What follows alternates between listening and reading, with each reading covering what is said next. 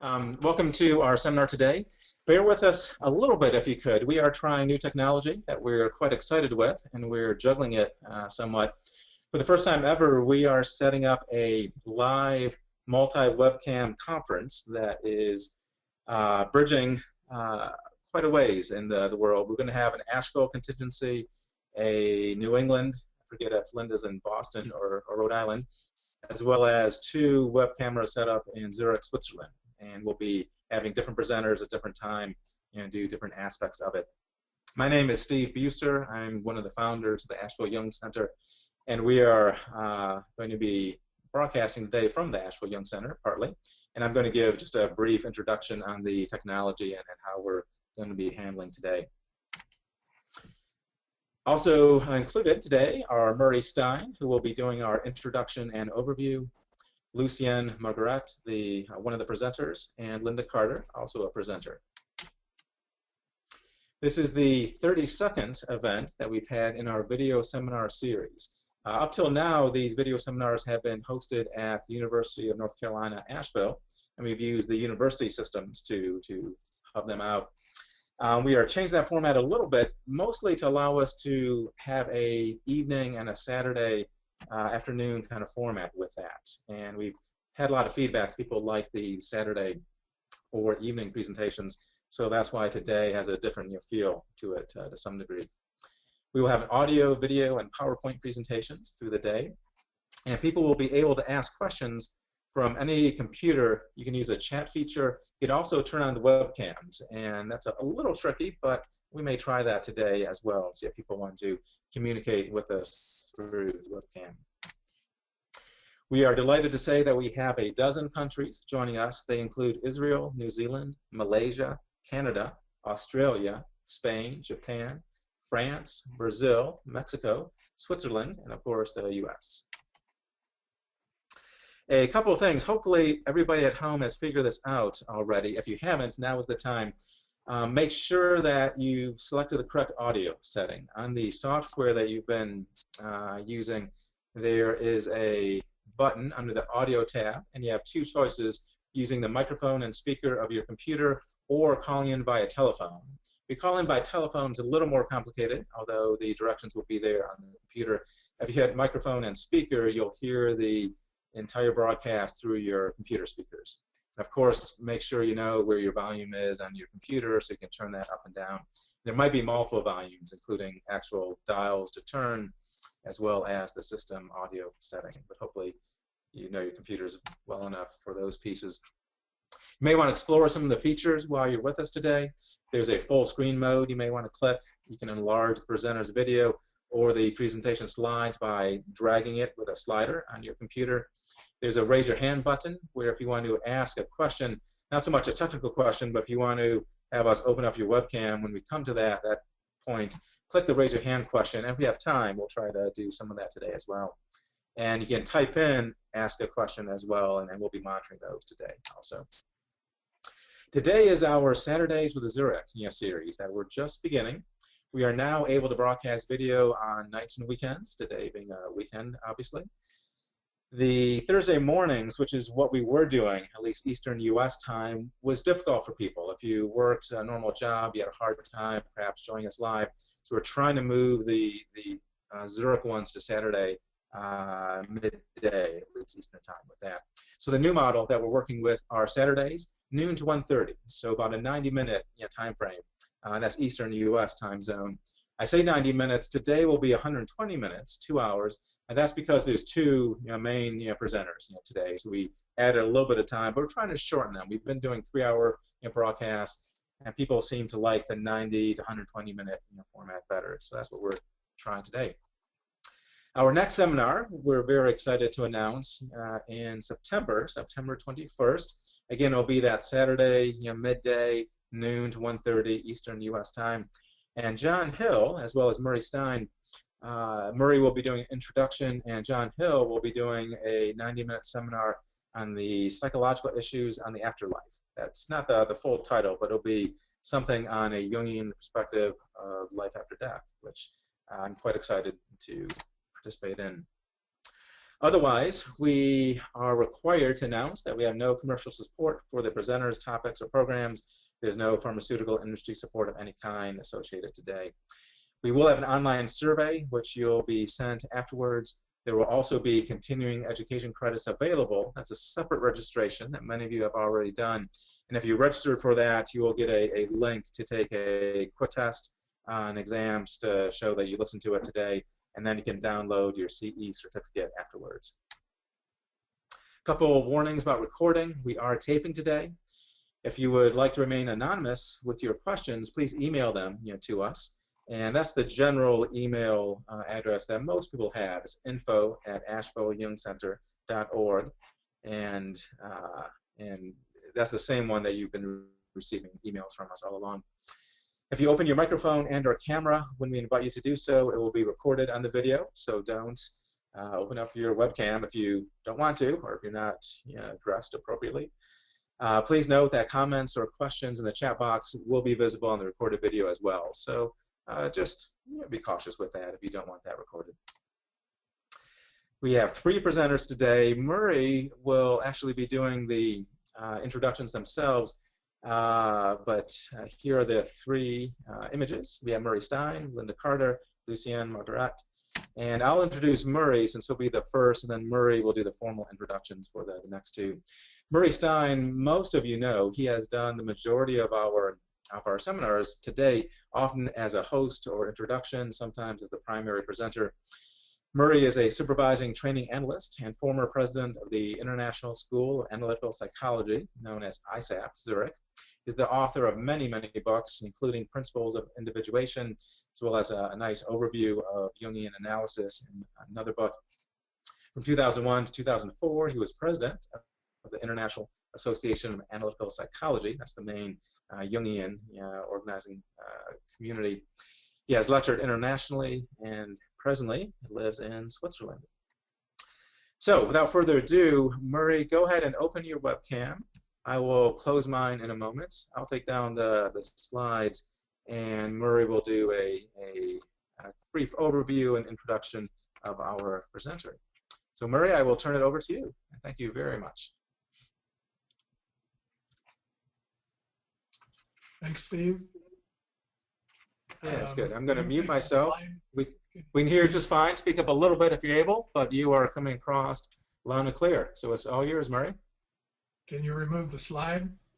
Yes. I thought I did. Oh, I'm sorry. Is it gone now? Yeah, it's gone. Okay. So we're trying to figure this out ourselves today. Okay, I will turn off my webcam, and it's all yours.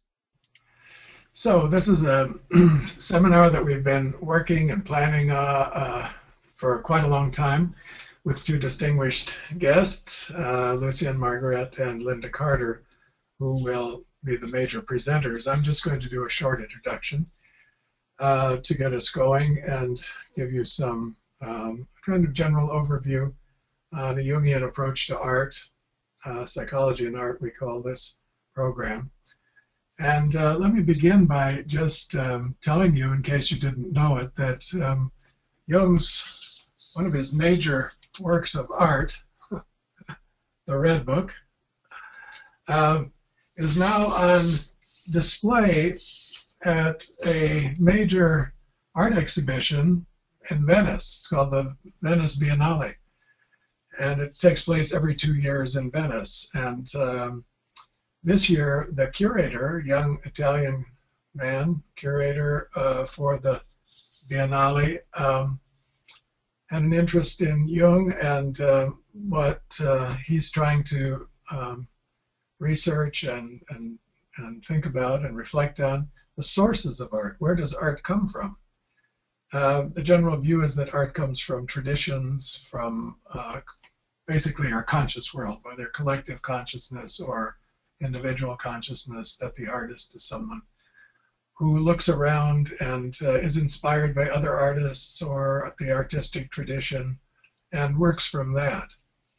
And this curator's idea is a Jungian idea, Jung's idea, that is that art, the source of art is actually not in consciousness, that the wellspring for art is in the unconscious. that there is a kind of instinct for art, if you will. And I want to say a few words about that as by way of introduction.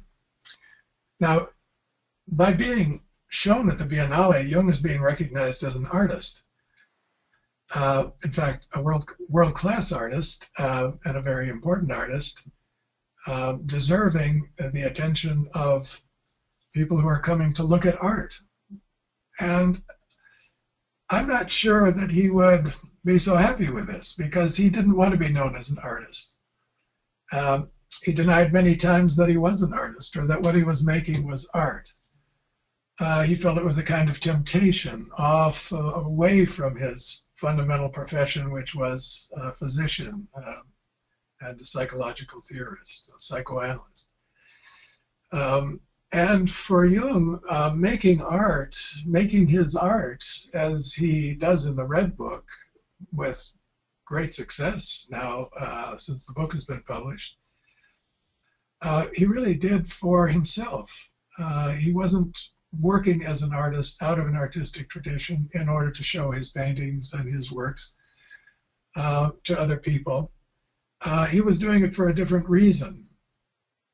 And he felt that art belongs to the world of aesthetics, that art is created not necessarily for beauty, but for appreciation, for being simply taken on its own terms, looked at, taken in, absorbed, whatever.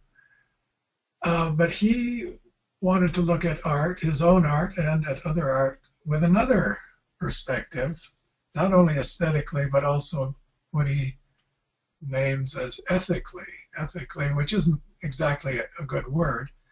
Let's say with a view toward individuation possibilities. And so that he was making his art not for the purpose of aesthetics or to show other people or to appreciate it as art, but to use it to promote a process in himself that he called the individuation process. So for him, as a man who made art, actually, and this wasn't the only piece of art that he made, the Red Book, he painted other pictures, he made sculptures, he carved in stone, he built a house, a couple of houses. He was very busy with what one could call works of art, but they were done for other reasons, and he would interpret them with an eye toward psychological meaning. What does the work mean psychologically? What is it telling me about my unconscious process? So art was meant to serve individuation for Jung, and not the other way around, that the artist lives for art. Here art lives for the artist, or the maker of the art, and is a means for bringing to life images and experiences that otherwise wouldn't see the light of day as clearly, and bringing them out so that he could reflect on them and work with them in his own inner work toward individuation. So Jung did not want to consider himself an artist, even though he made works of art. He was using art for another purpose. Now, there is a Jungian theory of art in general, and in a nutshell, it states that art makes the artist, not the other way around. The artist doesn't make the art makes the artist. And the idea there is that the impulse toward making art fundamentally resides in an instinctual base. That artists make art because they have to. It isn't a choice. They make art because art demands them to bring it out, to let it see the light of day. So it's as though the artwork exists in the unconscious and clamors for expression, and the artist is somebody who's tuned in to it and has the means, the ability, the talent to pick up a brush or a pen and let it see the light of day. So it's as though there's a call from art to the artist, bring me out, let me see the light of day. And Jung saw this as having taken place since time immemorial, since people painted in caves, cave paintings, famous cave paintings in France, or on rocks, made trinkets, made jewelry, built houses that were more than just the necessities. And Jung's theory was that the human being is endowed for some reason, it's a mystery, with a surplus of libido, a surplus of psychic energy, more than we need just to survive. And there's a pressure to do something with this surplus. How are you going to spend the surplus? And this creates demands that we do things that are extraordinary, that aren't necessary for sheer survival. That we build beautiful houses, that we build grandiose palaces, that we build temples and churches, that we paint beautiful pictures and ugly pictures and whatever the unconscious wants to show. But this surplus is like a pressure on the human being to create culture. We create culture because it's in our nature to create culture. We must create culture. And every human group that has ever lasted for any period of time on the face of the earth has made something cultural, whether they're masks or totem poles or cave paintings or Mona Lisas or whatever. And this comes out of an internal pressure to spend this surplus on something.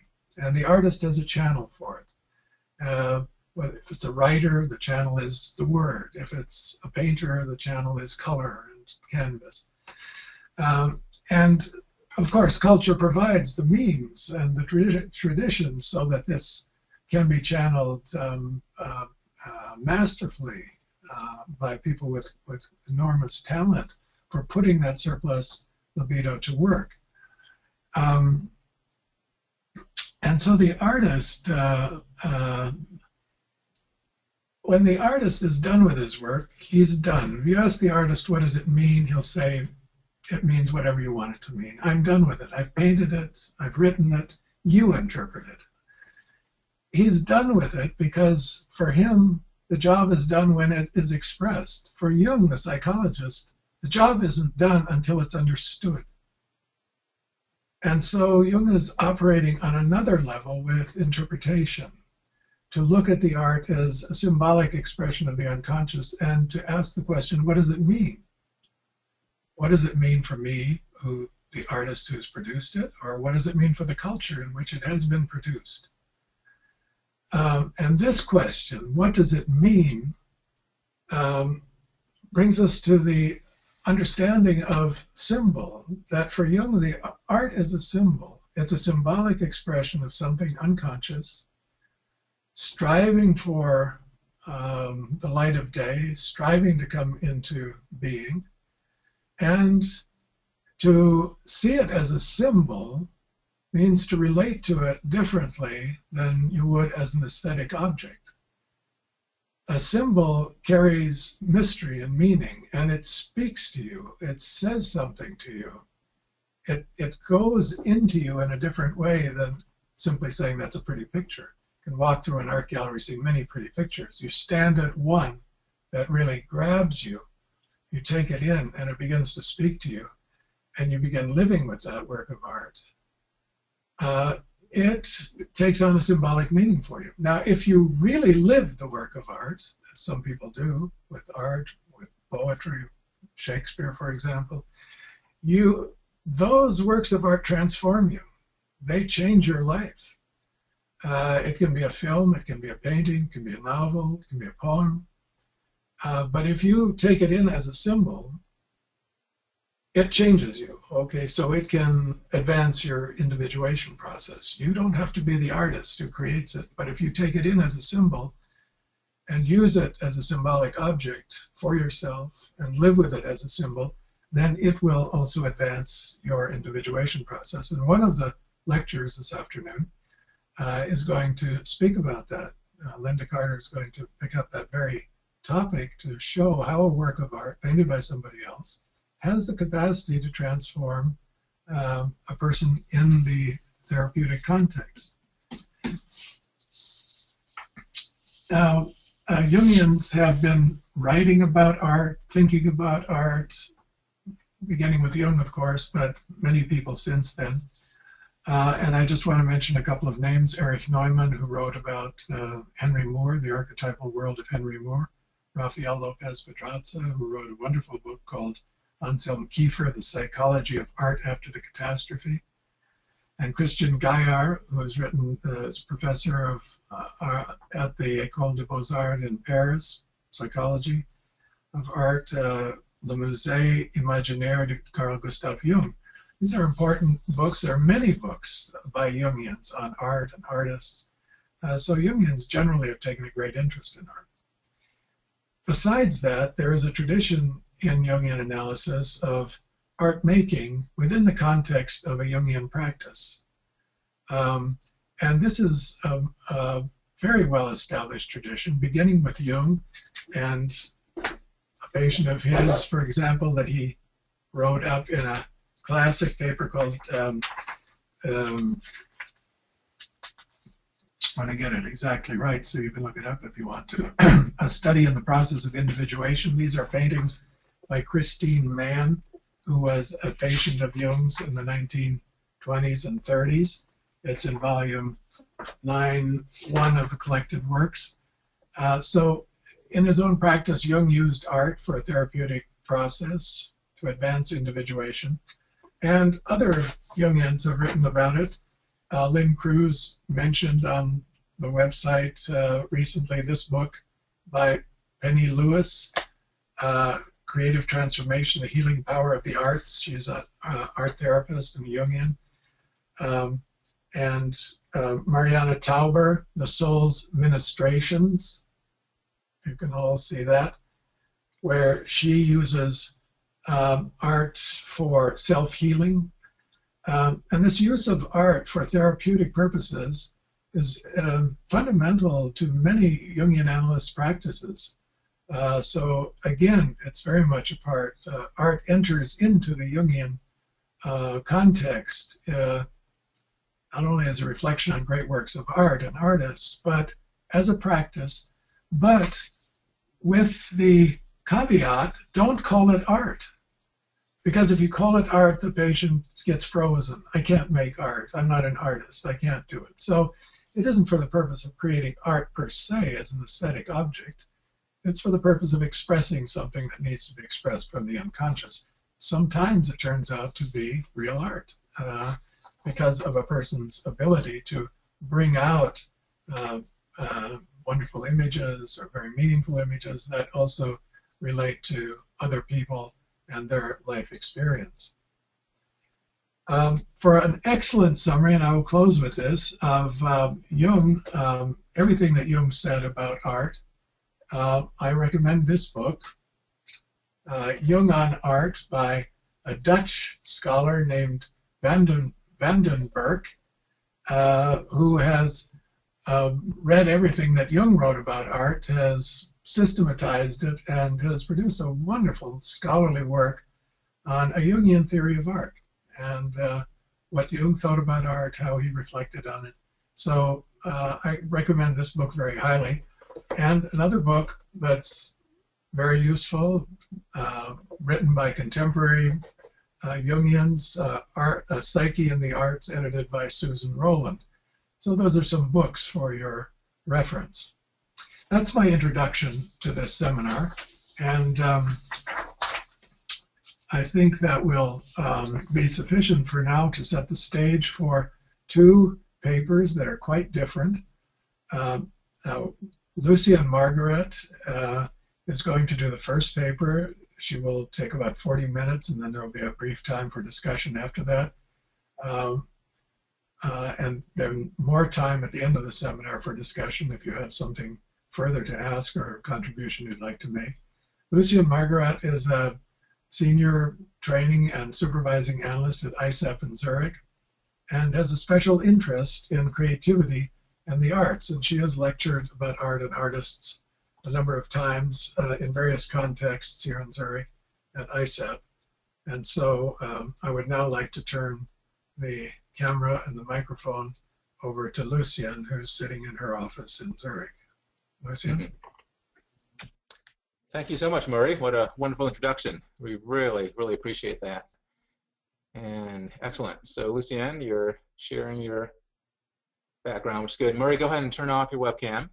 So go ahead and click off. There you go. Perfect. Yes. Am I? Yep, you're on. You're loud and clear. You're great. When you do your slides, make sure to put it in slideshow mode so we see the maximal slides. But it's looking great. Yep. You see your desktop right now. Right. Thank you. It's all yours. Thank you.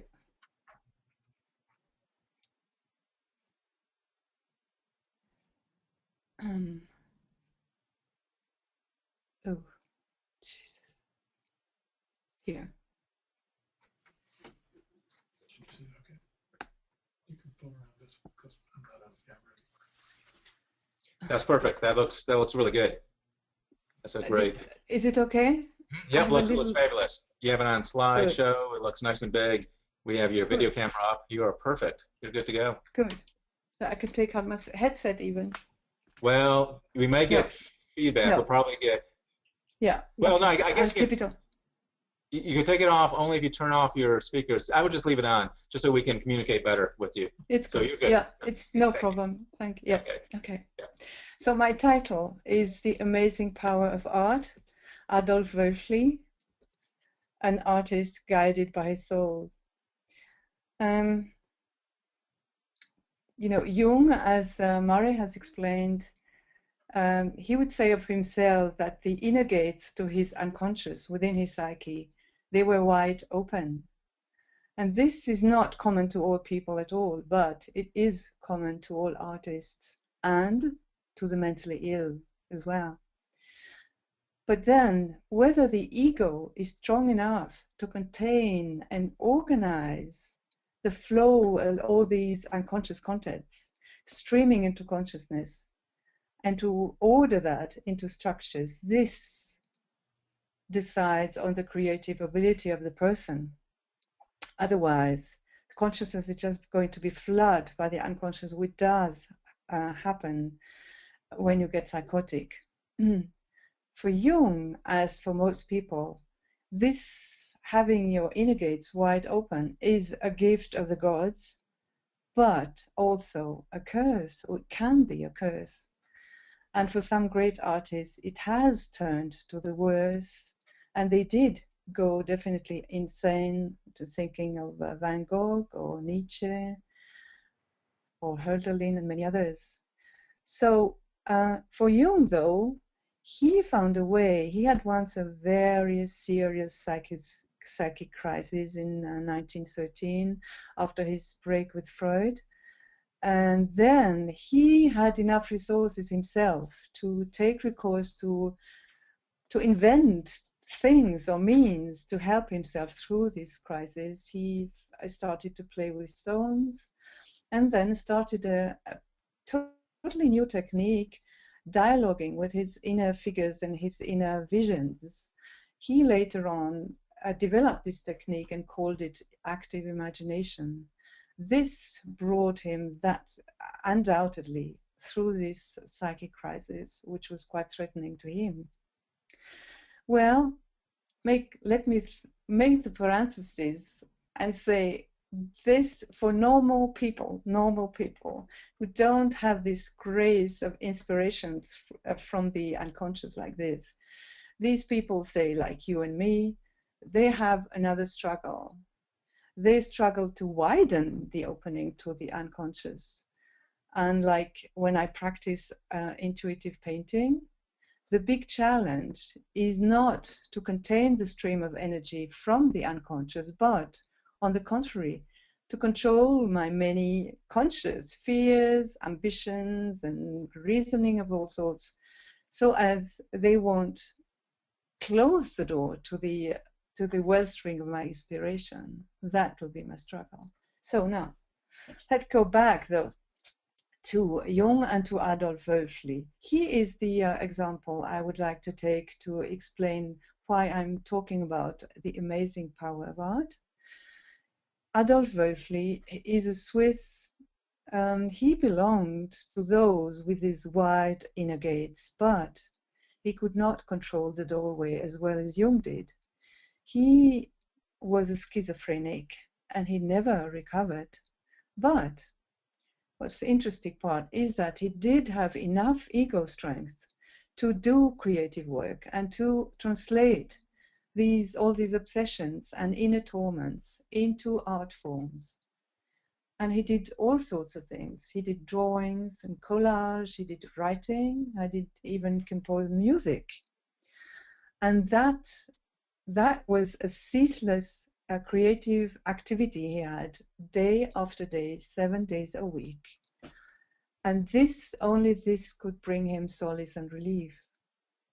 So before I show you his works, I'd like to tell you a little bit about the person so that you get to know him and understand maybe his pictures a little better.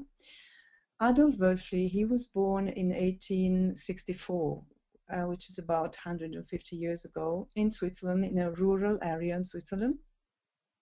He was the last of several children. His father was a stone cutter and an alcoholic. And when Adolf was 6, his father left the family, and he was left with his mother alone. For 2 years, his mother tried to make a living as a washerwoman, but it came out that she could not sustain the family, and the authorities intervened at that moment, where they knew they would have to support the family, support her and Adolf. And what they did is what used to happen in these days until recently in Switzerland. They would take the children, Adolf in this case, away from their parent and place them at farmers so that they would work as child laborer, if you would like, for their food and lodging. And that what happened to him. He was 8. And so he was separated from his mother, and that was certainly the first tragedy in his life. All the more as 1 year later his mother died before him having been able to see her anymore. So he stayed at these farms until he was 15, until the school was over. His schooling was very poor. The farmer would let him always go to school. And then at 18, and then after 15, he was 15, he just worked as a farmhand and earned a little money, just minimal. At 18, he had a romance, a love story, an unhappy one with a girl. He wanted to marry her, and her parents were against this liaison, and they broke off for social reasons. And that was second blow in his life, certainly. And then at 24, again, it happened twice again in his life. At 24, he got to know 2 women he would have liked to marry, but they turned away from him, both of them. Then he took to alcohol, and he became a heavy drinker. That was no good for him.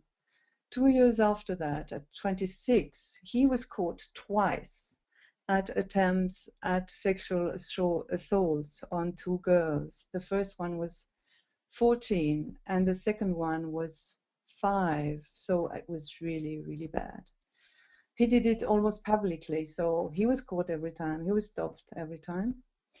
And after that, he was put 2 years, let me show you him. Oh, happened.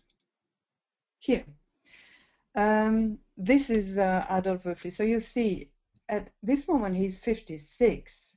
So you can imagine a young man being like that muscular figure, a bear of a man. So it must have been quite frightening and terrifying for a little girl.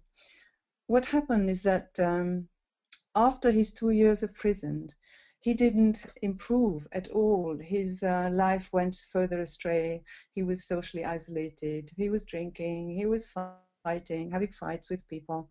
And at 31, they caught him again at an attempt at a sexual assault, this time on a girl of 3.5. So that was really enough. He was sent to the clinic Waldau, a psychiatric clinic, and they diagnosed him an irresponsible, dangerous schizophrenic. So, and that was the end of his social life. Now, in Waldau, he stayed until his death. He was an extremely difficult patient for the first years. He had acute psychotic states. Every single night, he would rave at his visions and voices. He was crazed with anguish. He was overwhelmed by his inner pressures. And he would, more than once, demolish his cell. He would attack guards and patients. So it was quite difficult. And then after some time seeing that, he gave up himself, working with the other patients, being with them. He refused to work on the farm of the clinic and insisted on being isolated, remaining in his cell all on his own.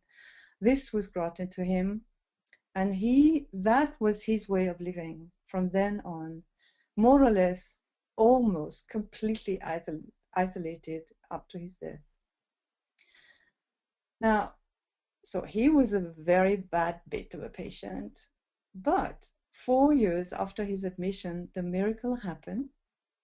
Where was I? Oh yes, he took the pencil and started to draw. And that he did from morning to end every day, to evening every day, for 8 full years. I'm going to show you a picture. That was a picture he did with a pencil. So you see already he came to a mastery of drawing just with a simple plain pencil. 8 years after that, 8 years long, he did that. And then he turned to colors and started to work with crayons. Here, that was one of the very first pictures he did with crayons. So you see, he attained very quickly to a mastery of the use of colors even. This is called, if you can read it maybe, Felsenau-Bern. In the middle there is this writing, Felsenau-Bern, and that's a place. And you can recognize a chimney. That's a chimney of the factory there. It's very accurate. A whole series of details are perfectly accurate. The houses in front of the railway, and then the other railway going through the tunnel. All this is exactly how it is. He had an amazing memory of places. And you see also his wonderful use of colors. You see also that he fills the rest of the space with all sorts of symbols which are not easily understandable, but are typical of him already. And he won't change his symbols, like the star, like the cross, like these faces with shadowed eyes. Nobody knows why he did these shadowed eyes, but he stick to that all the time. Another example is of his use of colors is this one, for instance. To his great fortune, his psychiatrist was a wonderful person. His name is Walter Morgenthaler. You may have heard of this name, who knows?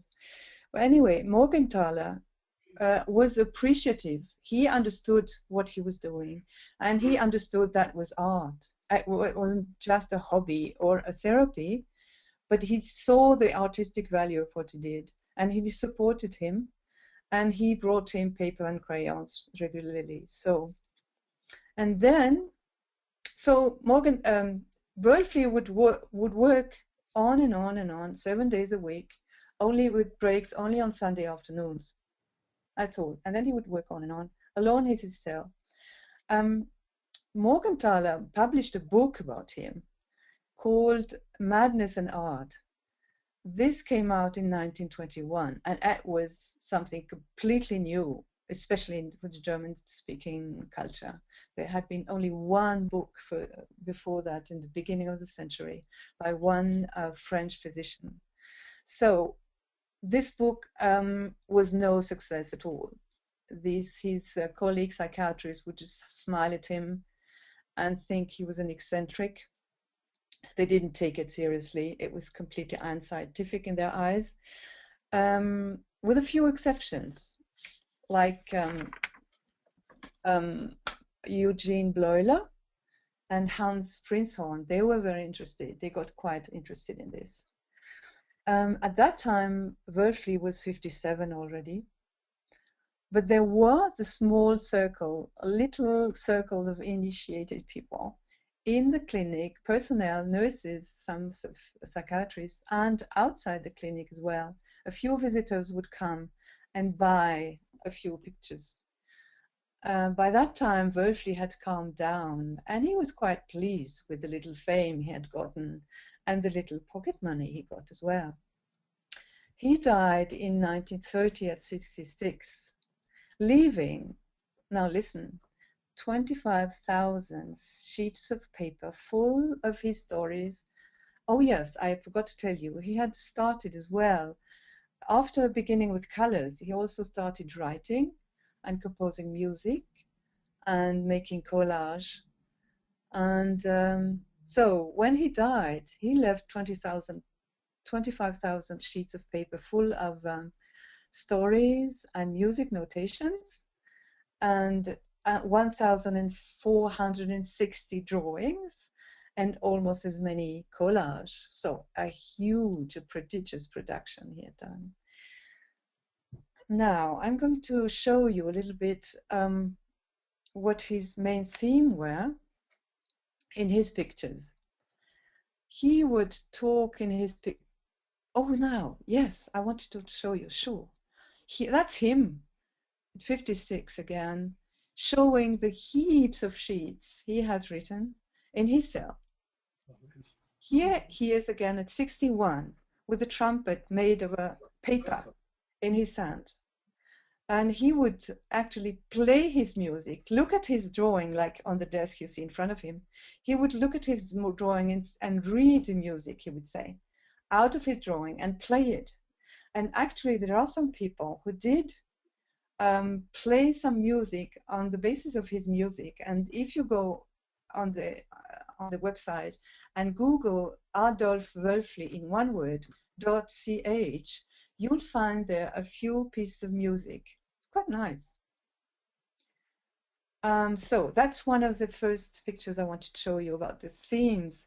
So one big theme is falling, the fall, and punishments and catastrophes, accidents,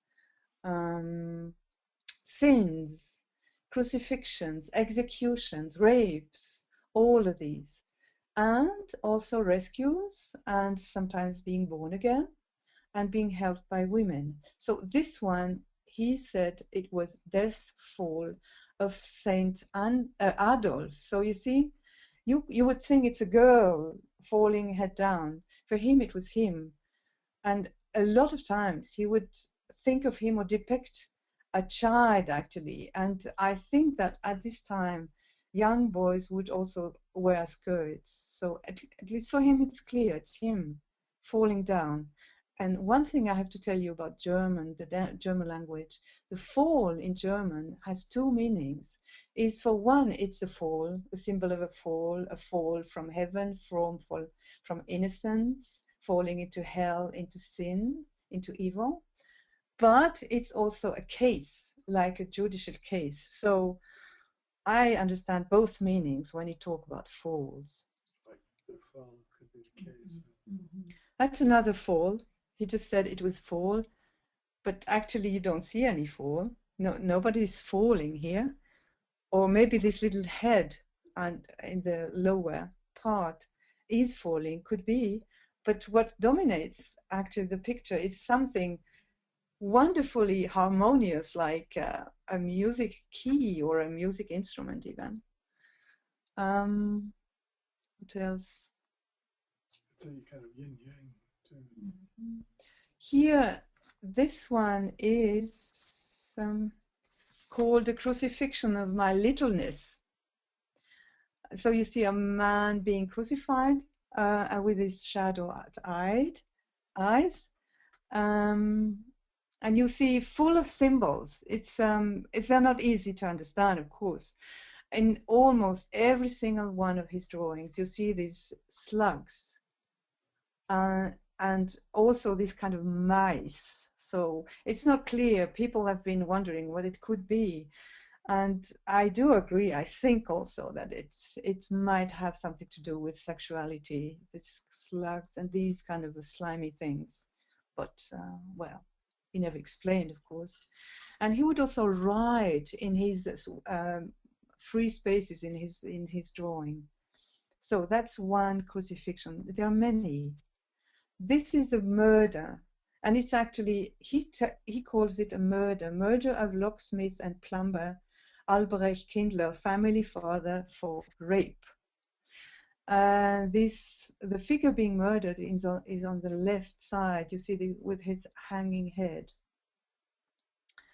And it's again full of symbols, all sorts. And this time there's music, see?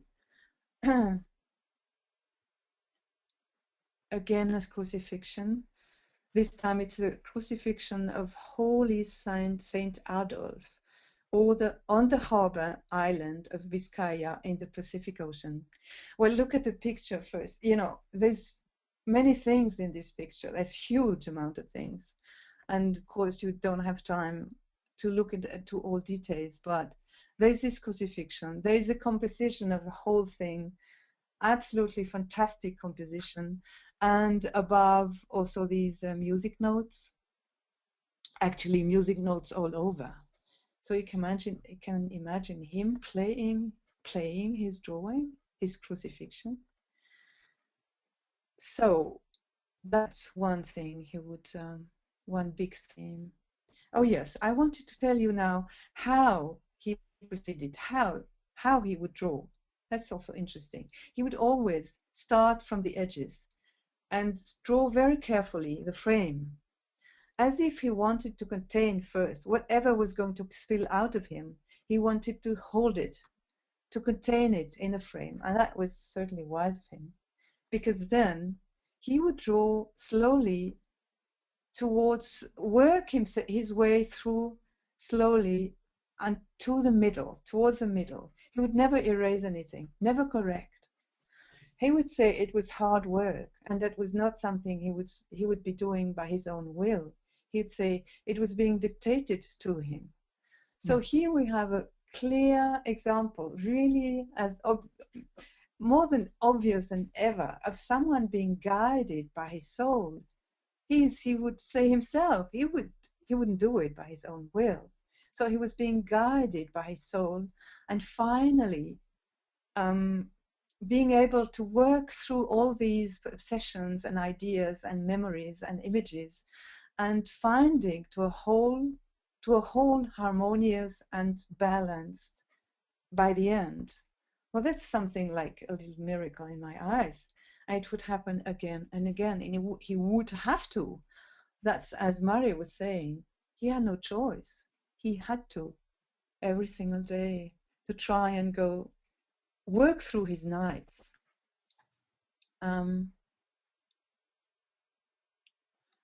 Another theme was cities. He loved cities, and he had a very good memory of places. And this is a kind of a city, you know, fantasy city, as if it were like in space, something like that. And this city is nicely surrounded by a ring of music, if you can see. There's also writing. And what I didn't tell you yet is that once he was finished with shapes and colors, he would go on with writing, and sometimes with music, with notes of music. So he would really feel every single space of his pictures. So here he filled a lot with music. So there's music around this city all over. This is another place. He called it a lunatic asylum, psychiatric clinic, in other words, Bantine fantasy. So you see, I just love this picture because it's very special with these towers, and the play of colors is wonderful, my eyes. He liked buildings as well. Look at this, that's a staircase. And above the staircase, there's an arch. And he called it Maria. Above the arch, there is this little figure without a mustache. See, men are always with mustache. Women wear no mustache. That's the only thing which distinguishes men and women in his drawing. So there's Maria with, how do you call it, with child in the cradle above the exit arch of the staircase. That's the name, that's his title. And see, he filled the spaces, the free spaces, with writing this time.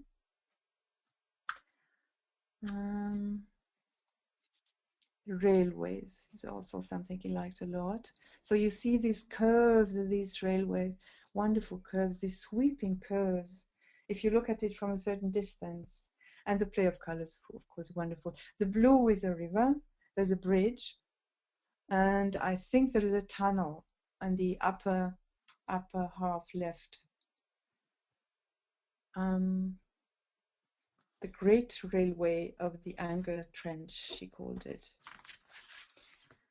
And the last theme I'd like to tell you about, show you, is very important. That's a serpent. You see, and it's him here, being held by a monstrous serpent with big mouth and pointed teeth. Quite a threatening thing. He said it was Sandora, giant serpent, and Saint Adolf II. And he would again draw himself like a girl wearing a skirt. So he is, in my eyes, it's clear he's being a child here. And the whole thing looks, to me, like a nightmare of a child. Another serpent coiled perfectly round, around a male figure surmounted by a cross. This you'd have also, this is a symbol we'd see again and again and again. So there is religion somehow, or moral, or both. And these slugs are all over and the surroundings. Yes, another serpent here,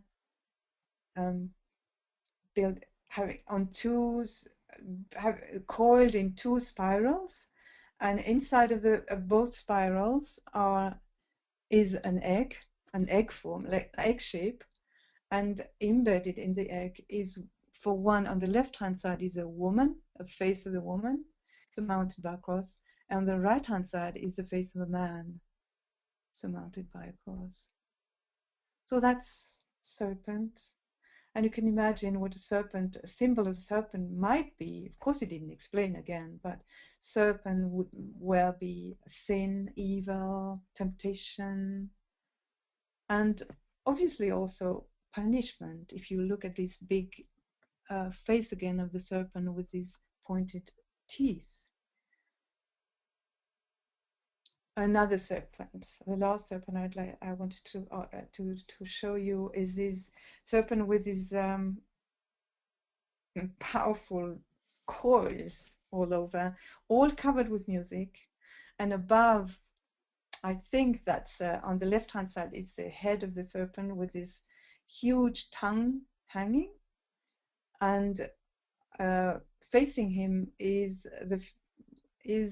a person. It seems to be a woman, but the title he gave to this drawing is Saint Adolf, again, bitten in the leg by the serpent. So, I don't know. But anyway, to me, it has, again, a sexual connotation with this big tongue and these coils somehow.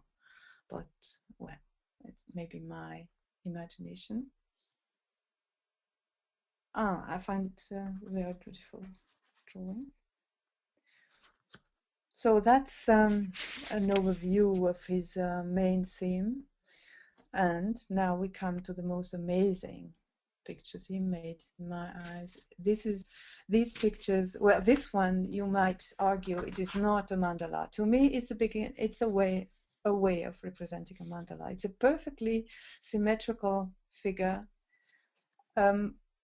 drawn out of, again, his own unconscious material. You see, on the left-hand side, it is a sexual scene, a man with a woman. It's clear.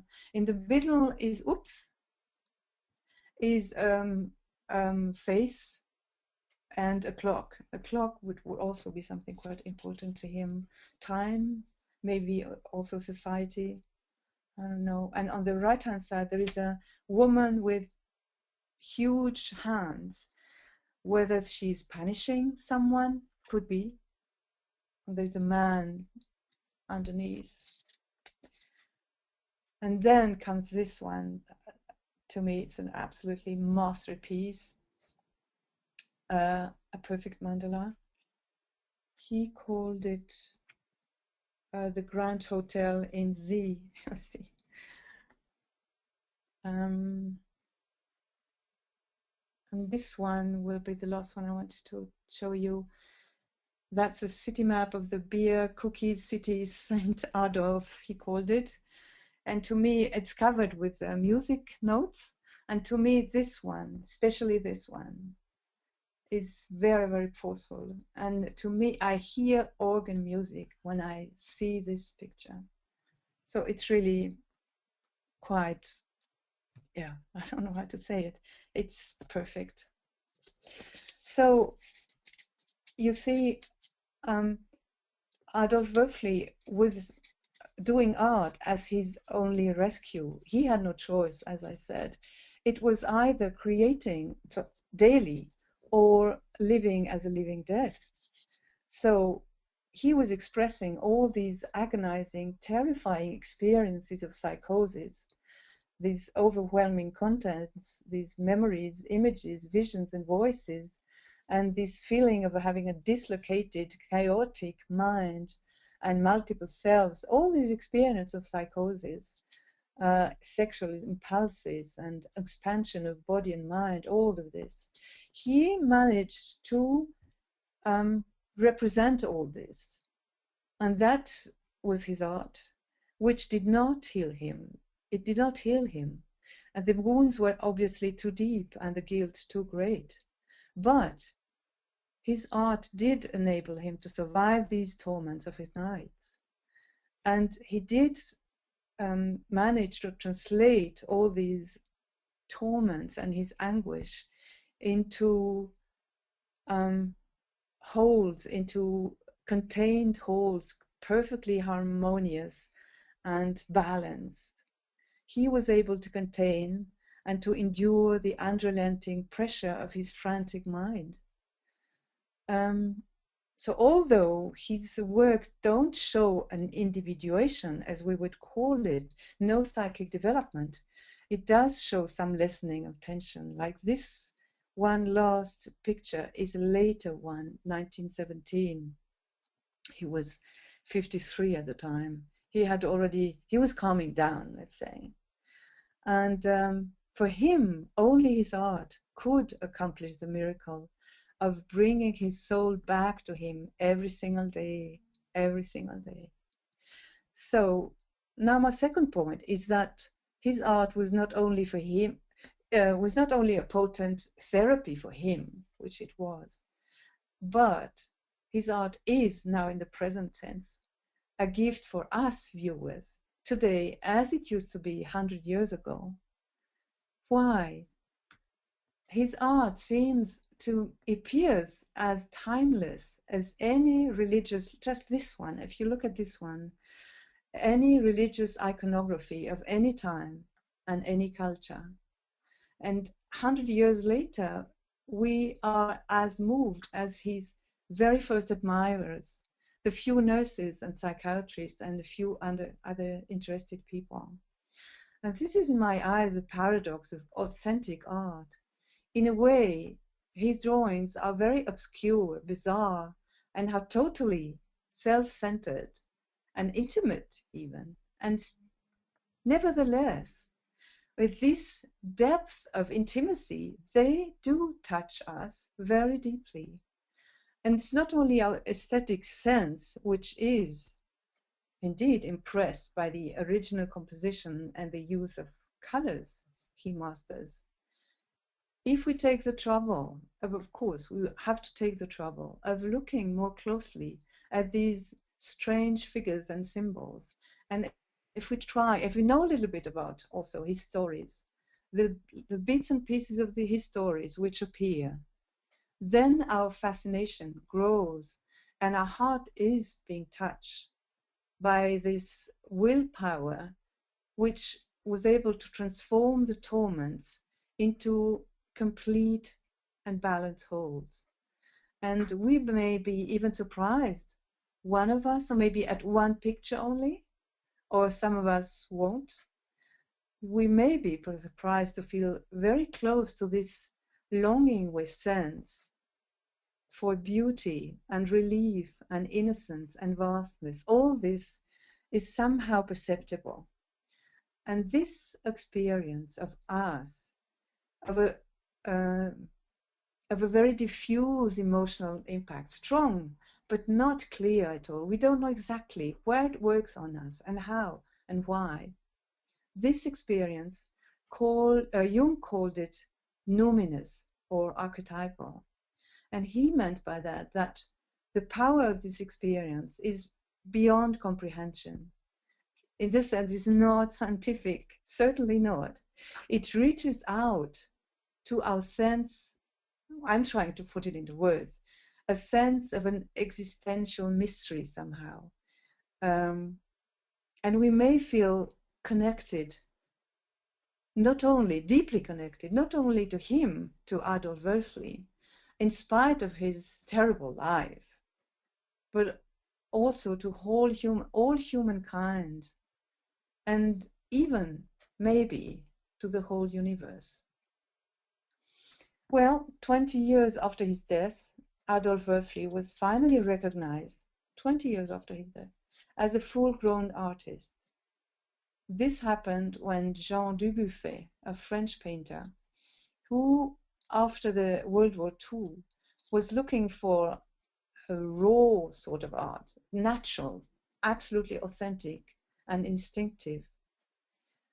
When he was in search of such a kind of art, you know, like searching for the wellspring of inspiration, and he discovered the works of Adolf Wölfli and of a few other mentally ill patients, and he started to collect these works. He understood them as art, and he collected these works.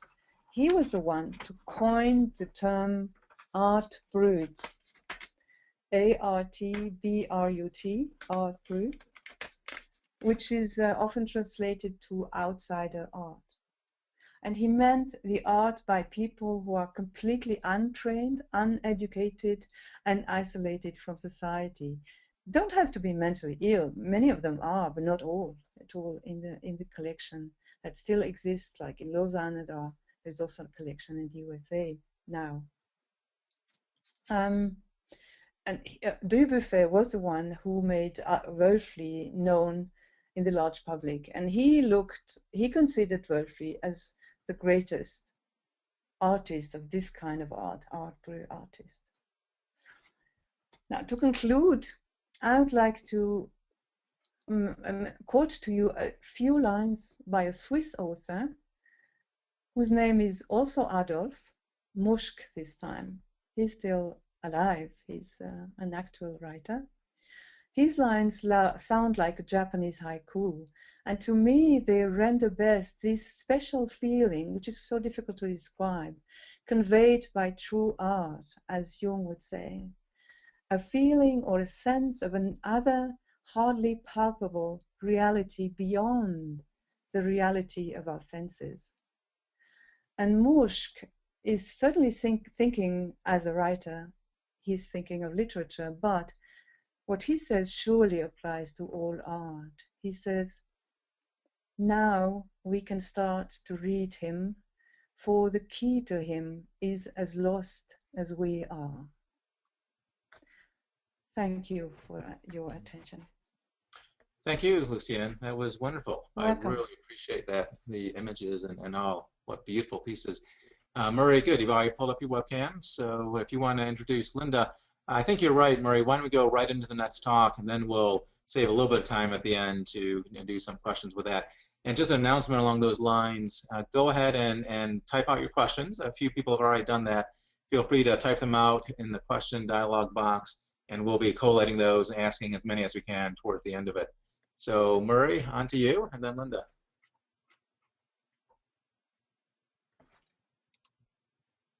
Okay, you should be unmuted, Murray. Sorry, I had you muted. Try it now. Mm-hmm. Lucian, can you take your pictures off? Yes. PowerPoint? Okay. I have taken it off. Yeah, we'll get Linda to go ahead and do the intro, and no, you're fine. There you go. You're good. There we go. That's good. Okay. And you can turn off your webcam too, Lucian, maybe. Yes. Yeah. But thank you, Lucian. That was wonderful. And what a great introduction to an artist that most of us have never heard of or know very little about, and so moving. And really makes the point, I think, that I was trying to make also an introduction, that art comes from another source. And in this art brut, you really do see very clearly that these people aren't referring to artistic traditions or to what other people are doing. This is coming from another source altogether, and it has this very powerful, symbolic, numinous quality to it. You're absolutely spot on. Thank you. Now I'm going to introduce Linda Carter, who's going to do the next piece. Linda is very well known among Jungians who read the Journal of Analytical Psychology. She is the editor-in-chief, the United States editor-in-chief for the Journal of Analytical Psychology. She's also edited a book with her husband, Joe Cambry, on contemporary thinking in Jungian psychology. And in the last couple of years, she's taken a very strong interest in psychology and art, and has almost single-handedly, but with some help, of course, but really under her inspiration, put together two very large conferences, very successful conferences on Jungian psychology and the arts, one in San Francisco and the other one recently, just last summer, in New York. Now, Linda is going to give a paper that is clinical in nature, but really brings in the use of art in the clinical setting. So in a very unique way, in a very unusual way, I think, not as art therapy, but using art in a clinical setting to amplify a case and to move a case forward. So without anything further, Linda has a private practice in Boston. She travels a lot. She's in Europe a lot. We see her around here in Zurich quite often. So I'm very happy to have her on the program. Linda, do you want to turn on your webcam?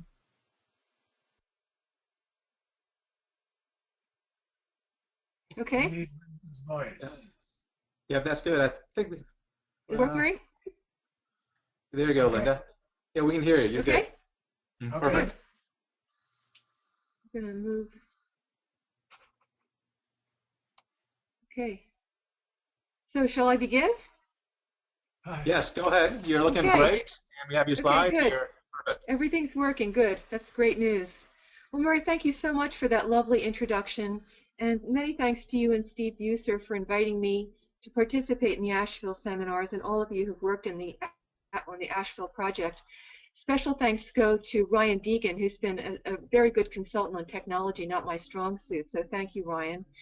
And it was a great pleasure to hear Lucienne's work and her thinking. And I hope that, Lucienne, you and I can get together in a more relaxed setting and talk about our work and our interest in art and psyche. And as Murray said, I've had a special interest in art and psyche at the large group level for the last 8 years or so, producing conferences. And our attempt with those conferences has really been to try to bring together members of the arts community with members of the psychotherapeutic community, or really anyone interested in depth psychology. And they've been very exciting and quite successful, and we're working on more going into the future. If you're interested in the Art and Psyche project, you can email me at the address listed here, and I'll put you on our mailing list.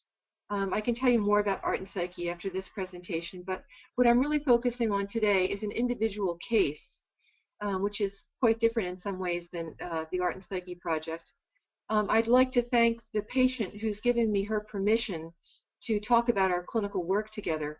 And she has read the paper that I wrote for this presentation, and we've gone over it in some detail, and it's been kind of a retrospective of the last 2 years of our work together, and I think been quite meaningful for us both. That really kind of merits a paper in and of itself.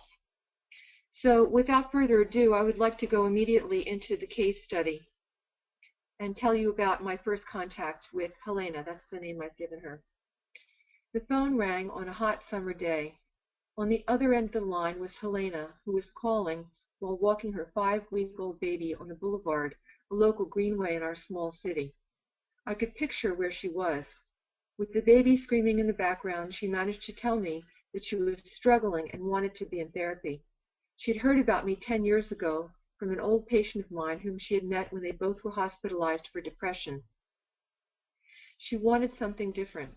For 7 years, Helena had been engaged in cognitive behavioral therapy that was very helpful, but recently her much-loved therapist had moved to the West Coast. Really difficult timing around having this new baby and being on her own. The transference and countertransference began before we met in the consulting room. She must have had imaginings of me from what she had heard, and I was positively disposed, given my attachment to the patient who referred her. From the first session, it was clear that Helena was overwhelmed. The baby Tanya never stopped crying and didn't sleep. Helena was exhausted, depleted, and run down. Her husband James was loving and supportive, but only she could nurse the baby. The system was in crisis and in constant state of dysregulation. At every level, resources were limited. It seemed that the interventions were needed at multiple levels to steady the ship. I'd like to talk a little bit about containment. In order to contain what was happening for Helena, we agreed to meet 3 to 4 times weekly, not so much for analysis per se, but for help and support with regulation. She and James came in about 5 times, not for couples therapy, but to try to strategize how to manage and support each other through this period of crisis. Eventually, I referred them to a couples therapist for treatment. Further, I suggested that they participate in a local crying clinic, whose goal is to help families with just their situation. With encouragement, she joined a mother's group, and she herself initiated contact with a lactation consultant. I was in action mode, trying to assist her in finding resources to help with this overwhelming situation. At another level, I heard a voice from long ago saying, "Mother, the mother." This was something I'd learned working in a therapeutic nursery 30 years before. I deeply believed that this was a fundamental truth. I could offer a mothering presence to Helena. From very early on, in my mind, I saw images of the Leonardo Virgin and Child with St. Anne. This image was a powerful presence that accompanied each hour. I held back on talking about it or showing the picture to Helena. I needed time to metabolize and understand its significance for me and for the therapy. The image wafted through my mind like a thread of music. It was visceral, palpable, real, and alive. And what we could say, I need to move a screen here out of my way. Okay. The St. Anne image did not match her state of mind on entering treatment. And this is really important. I'll talk about this a little bit later. But for an amplification, I think, to work really well, there has to be a matching of the archetypal pattern with the psychological emotional state of the patient. And very important is matching of the affect. And at that point, she wasn't feeling the connection to St. Anne, the Mother of Mary. She was feeling bereft of that. So had I shown that particular image at the time, I don't think it would have been a good fit for what her psychological emotional experience was, and I don't think it would have been particularly helpful for her. I didn't think about all this at the time. It was much more intuitive that I held on it till much later in the treatment. So it was a compensation for what she was missing. It offered containment for me as I struggled to deal with her disorganization and distress. To have shown the image would have conveyed a failure on my part to understand the pain of what she was missing.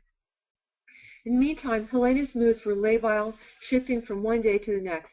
She would feel fine and then abruptly shift into irritability, anger, depression, and anxiety. However, even from the early days of treatment, Helena was able to settle within the therapy hour. She could use the relationship to calm down and feel better. Beatrice Beebe's concept of mutual regulation was present and evident in noticeable decreases in anxiety, rate of speech, and general distress. She was able to come closer to my more regulated state of being. As you can see, I was attempting to weave a network that would hold Helena and her baby. She was my patient, but I was constantly aware of Tanya and her well-being, Tanya being her infant baby. Helping them develop a secure attachment was what I was hoping for, and it seemed that the best way to forge this connection was for Helena and I to develop our own significant attachment. Thoughts of earned secure attachment were in my mind. Given her history of trauma, I wondered if she had experienced an insecure attachment that could be moved toward an earned security. An earned security is a research term. Earned security is a research term that has evolved through the administration of the adult attachment interview. And this is when you look at earned security from a retrospective point of view. You can also look at earned security from a prospective point of view. But to do that, you need a lot of time and a lot of money. You have to administer the strange situation test, which designates attachment status, and then track those kids over time into early adulthood. So there aren't that many of those studies. And if we could do that, if we could rewind and give that strange test to Helena, we could track her over time and see the movement from an insecure attachment to possibly a more secure attachment. But of course, we didn't have that data. So in situations like this, you think about using a retrospective way of studying things, and the people who do that use the adult attachment interview. And the AAI was developed by George Kaplan in Maine in 1984 and is made up of 20 questions. It takes an hour to administer, and responses are recorded verbatim. Both coherence and content are evaluated by trained coders of this standardized test. And this is the most important part in a way. It is used to describe a group of subjects who can speak coherently and collaboratively, but who describe their parents as unloving. So in other words, they can, in terms of the process of speaking and organizing themselves, they can tell a coherent and logical story, but they speak of their parents in negative, unloving ways and with traumatic backgrounds and so forth. Their level of narrative coherence puts them in the secure autonomous group, but they differ in terms of deficits in the parental loving aspects of the AAI. Helena related well to me and could tell her stories of a traumatic early life with coherence and a sense of connectedness. Nevertheless, although she tended to compartmentalize painful memories and limit time spent discussing them, there was a natural affinity between us with an easy pattern of conversation. I found her bright, intelligent, motivated, curious, and thoughtful. She has good capacity for thinking psychologically, although reflecting through a depth perspective was new to her. She has had lots of questions about what I think, how I work, what methods I use, and so forth. Although I ask why she questions me at a given moment, I answer her. I feel that she needs grounding and a way to understand what is happening. Role models for how to be in a securely attached relationship with give and take seem to be quite limited. She needs to know how I think and how my mind works. I do not share personal history with her, but I do tell her about how I understand what is happening between us. It has been clear that she is working on developing what Fonagy calls theory of mind and mentalization. By exploring my mind, she is struggling to understand her own and to further develop reflective function. As I have come to know her family history and relationships with parents, it is clear that Helena suffered significant trauma throughout her childhood. For the first 6 years of her life, Helena and her parents lived in a communist-controlled Eastern European country where she lived in close proximity to her paternal grandparents and extended family. Resources were sparse, but she was part of a community where neighbors were friends and knew each other well. When the family moved to New England, her mother's birthplace, she lost the close connection with her grandmother, and she lost a sense of belonging that comes with community. They moved to an isolated area in northern New England where they had no social contacts or context or sense of belonging. Both parents worked and father's rages began. To this day, there are holes in the walls where he has thrown things. Helena was terrified of this behavior and frustrated that her mother did nothing to protect them. Her mother, whom I'll call Cecilia, began to drink and was affectively unavailable. Helena's mother herself had a significant history of traumatic loss. At 17, she watched her brother drown, and within a week, her mother, Helena's grandmother, suffered a fatal heart attack and died. In addition, Helena's mother had a first child born retarded, who was placed in an institution and died at age 10. Helena was born somewhere between 1 and 2 years following the birth of this impaired older brother. One wonders if Helena experienced her mother as a dead mother, to use Andre Green's terminology. One is also reminded of the replacement child concept first articulated by Kane and Kane in 1964, relating to parents' failure to mourn the death of one child before having another. And Christine Shalinsky is currently writing about the replacement child. Helena survived this difficult background through intelligence and capacity to do well in school. Teachers liked her and appreciated her significant talents and capabilities. Further, she was athletically inclined and showed an aptitude for acting. She got into an Ivy League school and left home. College was difficult for Helena. She suffered crippling depression and was hospitalized on several occasions. Eventually, she withdrew from school as going forward was not possible. Meeting James seems to have been a turning point for her. 10 years older, he was mature, established, and he thought she was wonderful. And she talks about James as he had his own apartment, real furniture, art on the walls, cooked meals, and had a salary while she was getting her clothes from the Salvation Army and riding a bicycle for transportation. They forged a substantial and loving relationship.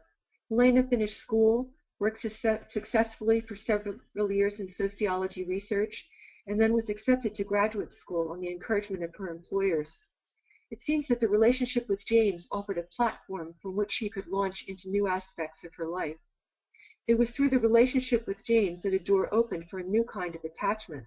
He was steady, faithful, and available, all welcome and new to Helena.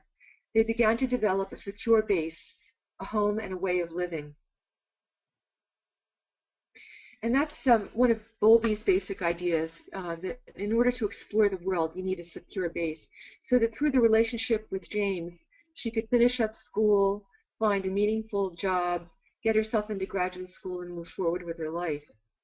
And it's interesting that in studies with young children, if they're threatened or frightened by something, they will go past the frightening figure in order to get to the mother. So even though they're scared, they'll come close to something that's scary to get back to the secure base and feel okay. The history was reported in the middle of daily crises with sleeplessness, crying, and disruptions in the marriage. She was physically uncomfortable, her body hurt, and she related stories of the traumatic birth and cesarean section that was so unexpected. How could anyone understand what she had been going through? And now she had a screaming and demanding baby to care for, who was 5 weeks when therapy began. Leonardo's image persisted in my mind, along with the hope for movement from insecure to an earned secure attachment capacity. Theory and image emerged through interaction with Helena. As we found a rhythm and way of being together in the implicit domain, I had a sense that we were contained within a co-created archetypal atmosphere symbolized by the image of the Virgin and Child with St. Anne. There was something primal happening between us that was at the same time particular and unique to this new emerging relationship. I would come to realize that the St. Anne stimulated a hope for coherence that was much needed by Helena and by the two of us in the analytic dyad. And from here onwards, I will call these paintings the St. Anne paintings and pictures. And when you look at these paintings, you can see sort of nested systems with the baby Jesus, Mary, and her mother Anne. And this is, I think these are images of what I would call a secure, or Bowlby would call a secure base. Through my early experiences with Helena, I didn't realize that Leonardo had done a sketch called a cartoon, which you'll see on the left of the screen, and later a painting with the same name but different in some significant aspects. In my mind was Mary seated on the lap of St. Anne caring for the baby Jesus. It had a sense of substantiality, support, presence. Perhaps I needed this image in the background in order to support Helena, who was on the front line with an upset baby. I researched the image and felt captivated by its profundity. It is primal, gripping, as it captures both the intensity of attachment and the struggle with separation. The cartoon is closer to the bone than the painting, which is more polished, more finished. Even in Leonardo's own time, this picture, or one similar to it, drew crowds of admirers over a 2-day period once it was finished. Why are some pictures masterpieces? George Hoganson answers this by talking about symbolic density. The word "the" is common and not symbolically dense, whereas the word "mother" is symbolically dense and is full of complex meaning. Similarly, the St. Anne pictures are quite dense and loaded with symbolic significance. The archetype of attachment and separation is fundamental for all. It is inescapable as a pivotal axis for life and relationship. This core dynamic configuration can be characterized through process and structure, both of which profoundly influence intrapsychic development and coherence and interpersonal relationship systems throughout the lifespan. Research regarding security of attachment has helped us to appreciate the quality of interaction in adult psychotherapy. I'd just like to point out these pictures, we see attachment, but we also see the beginnings of separation. So we know from research by Beebe, Tronick, and other infant researchers that security of attachment at 4 months predicts security of attachment at a year. From Lyons, Ruth, and others, we know that security of attachment at a year predicts security of adult attachment. Internal working models are laid down early and affect the contours and quality of relationships going forward. Many of our patients have not had the substantial secure base that Leonardo so well conveys. Attachment is not a diagnosis, but a research description. We can imagine what a patient may have experienced, and we can reflect on the quality of the current attachment capacity. Understanding that there is a human inclination to repeat interactional patterns allows us to infer what may have happened historically. We can use attachment designations phenomenologically as a way to appreciate a patient's way of being with themselves and another in current circumstances. As a way to think about this case, and as a way to think about attachment in general, I suggest that we consider the St. Anne painting and cartoon as visual amplifications. The sculptural pyramidal shape of the figures conveys solidity and substantiality. Together, the figures form a triangular mountain, as you can see. I don't know if you can see my cursor, but and in the background you see mountains in the painting. The structure is created through the interweaving of bodies, and simultaneously we can observe dynamic process and movement. Jesus is embedded within a feminine holy trinity that is earthy, embodied, and planted in matter. It is the more accessible humanisma trinitas in contrast to the divinisma trinitas constituted by the Father, Son, and Holy Ghost. Touch and physical contact weave the figures together into a whole. Complex emotions are evoked as we watch St. Anne look at her daughter attend to Jesus, who moves out from his mother's grasp. He is held by her, but is moving toward John the Baptist in the cartoon and the Lamb in the painting. Both imply the future destiny of his passion, death, and resurrection, where he joins his Father in heaven. Mary is left to mourn the death of her beloved son, and one thinks here of Michelangelo's Pietà. In the cartoon, St. Anne points to heaven with her left hand, and again, I hope you can see the cursor here. With her left hand, reminding us that the Father may not be visible. Can you see it okay? Yeah, the cursor comes across just fine, so feel free to use that. Oh, good. Thank you. Thanks, Steve. That's helpful. Mm-hmm. In the cartoon, St. Anne points to heaven with her left hand, reminding us that the Father may not be visible, but is eternally present. We're reminded here of the archetypal role of Father, who often leads the way to separation between mother and child. These symbols together convey the complexity of mutually influencing, nested systems where separation and attachment play out side by side through body, affect, interaction, presence, and absence. From his prolific writing, we learn that Leonardo had an approach to sketches and drawings that we would today think of as working with the implicit domain, that which is known, felt, and experienced, usually outside conscious verbal interaction. Leonardo sketched in order to capture the psychological state and feeling tone of his work, and carefully followed up later with technical aspects of the construction. A preliminary drawing that Leonardo did before the Burlington House cartoon.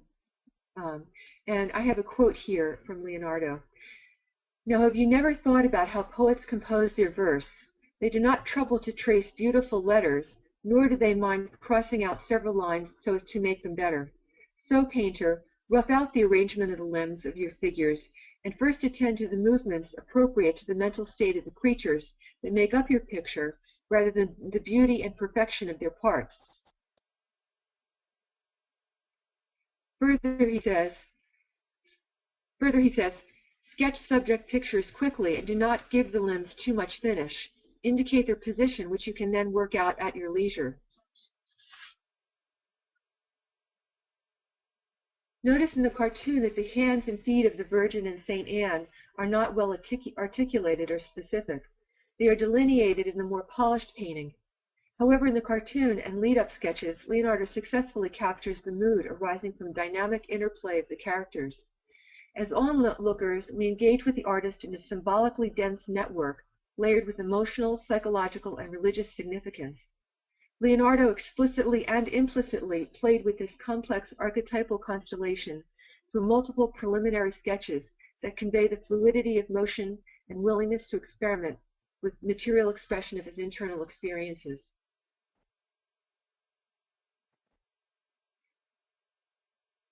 Sorry.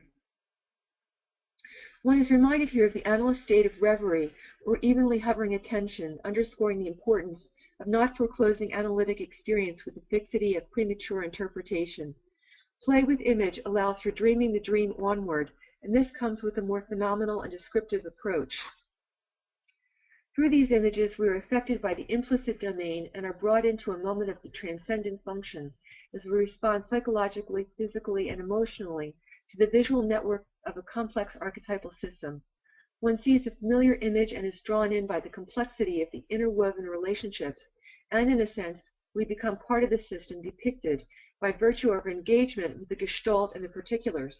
We can zoom in for a closer look or move back in order to appreciate the whole, which is something that also happens in analysis. Just as Leonardo captured a sense of the implicit domain in painting, Virginia Woolf describes a parallel experience as she tells of her understanding of rhythm in poetry. In a letter to Vida Sackville West, dated 16 March 1926, she said, "Now this is profound what rhythm is, and goes far deeper than words. A signal, an emotion, creates this wave in the mind, long before it makes words to fit it. And in writing, such is my present belief, one has to recapture this and set this working, which has apparently nothing to do with words, and then as it breaks and tumbles in the mind, it makes words to fit it." Leonardo's play with sketching seems to be his method for capturing what we would call a kind of implicit knowing. Language and interpretation are not required for an implicit understanding by the artist or the viewer. We come to semantic reflection secondarily to one's initial visceral response. This is similar to Leonardo's approach to sketching, whereby he captures a feeling through making an image and follows up with the technical know-how required for the finished work. He was both an artist and an engineer. We could say that part of the appeal of the St. Anne pictures has to do with their trans-historical nature, but Leonardo was a man of his particular time and culture who had many influences. And this section is actually, I've been influenced about the art historical part by my next door neighbor, who's actually a professor at the Rhode Island School of Design.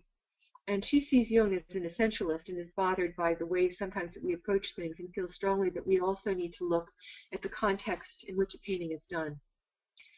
So, born of a notary father and a young peasant woman named Caterina, Leonardo lived with his biological mother for the first 5 years of his life.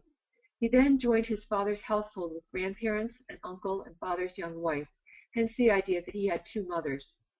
At age 14 in 1466, he joined Verrocchio's studio and there developed many skills before leaving in 1478. He became the archetypal Renaissance man, a scientist, inventor, engineer, artist, sculptor, and polymath. Leonardo lived in a time when the cult of St. Anne as the Mother of Mary was prevalent. The culmination of interest in St. Anne hit a peak between 1485 and 1510, when her popularity rivaled that of her daughter Mary. St. Anne was known as the protector of pregnant women and the patron of the family at a time when families were extraordinarily large, with as many as 20 children. Further, she was a model of fertility, marrying 3 times.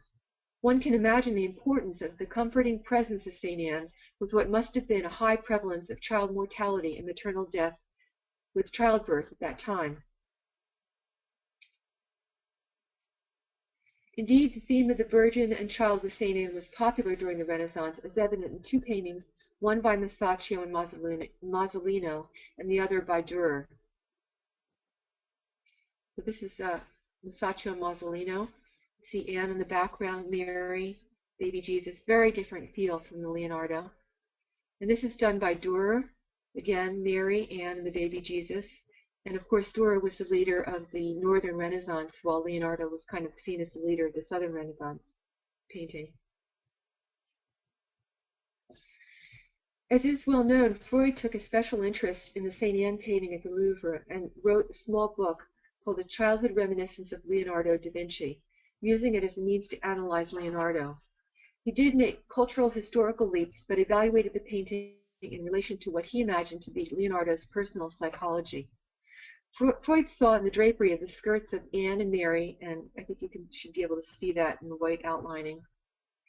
Freud saw in the drapery of the skirts of Anne and Mary a vulture. This observation he associated with a childhood description by Leonardo of being attacked in infancy by a vulture. He connected the bird image with the Egyptian goddess Mut, who had a vulture's head. He argued that the Renaissance Italians would have had access to Egyptian texts through Hor Apollo, and that they believed the vulture to exist only in the female sex fertilized by the wind. Further, Freud associated Mut with the German Mutter, with mother. He saw Leonardo as passively homosexual, and that Mary and Anne represented the two mothers who raised him, his biological mother and his father's young wife. Freud assumed that in the painting, Leonardo was remembering these two personal mothers. In 1923, Eric McLaughlin wrote a letter to the editor called Leonardo in the Consulting Room, and proclaimed that Freud's theory that the bird who inserted its tail in Leonardo's mouth was not a vulture but a kite, a very different bird, thus dispelling Freud's string of associations to Egyptian hieroglyphs, virgin births by the wind, and so forth. The confusion was caused by a mistranslation. This would seem to be an amplification gone awry. So, Jung made the following comments in response to Freud's book. He says, interwoven with the apparently personal psychology, there is an interpersonal motif known to us from other fields. This is the motif of the dual mother, an archetype to be found in many variants in the field of mythology and comparative religion, and forming the basis of numerous collective representations. Jung argues that Leonardo was in all probability representing the mythological dual mother motif, by no means his own personal prehistory. Further, he asks, what about all the other artists who painted the same theme? Surely not all of them had two mothers.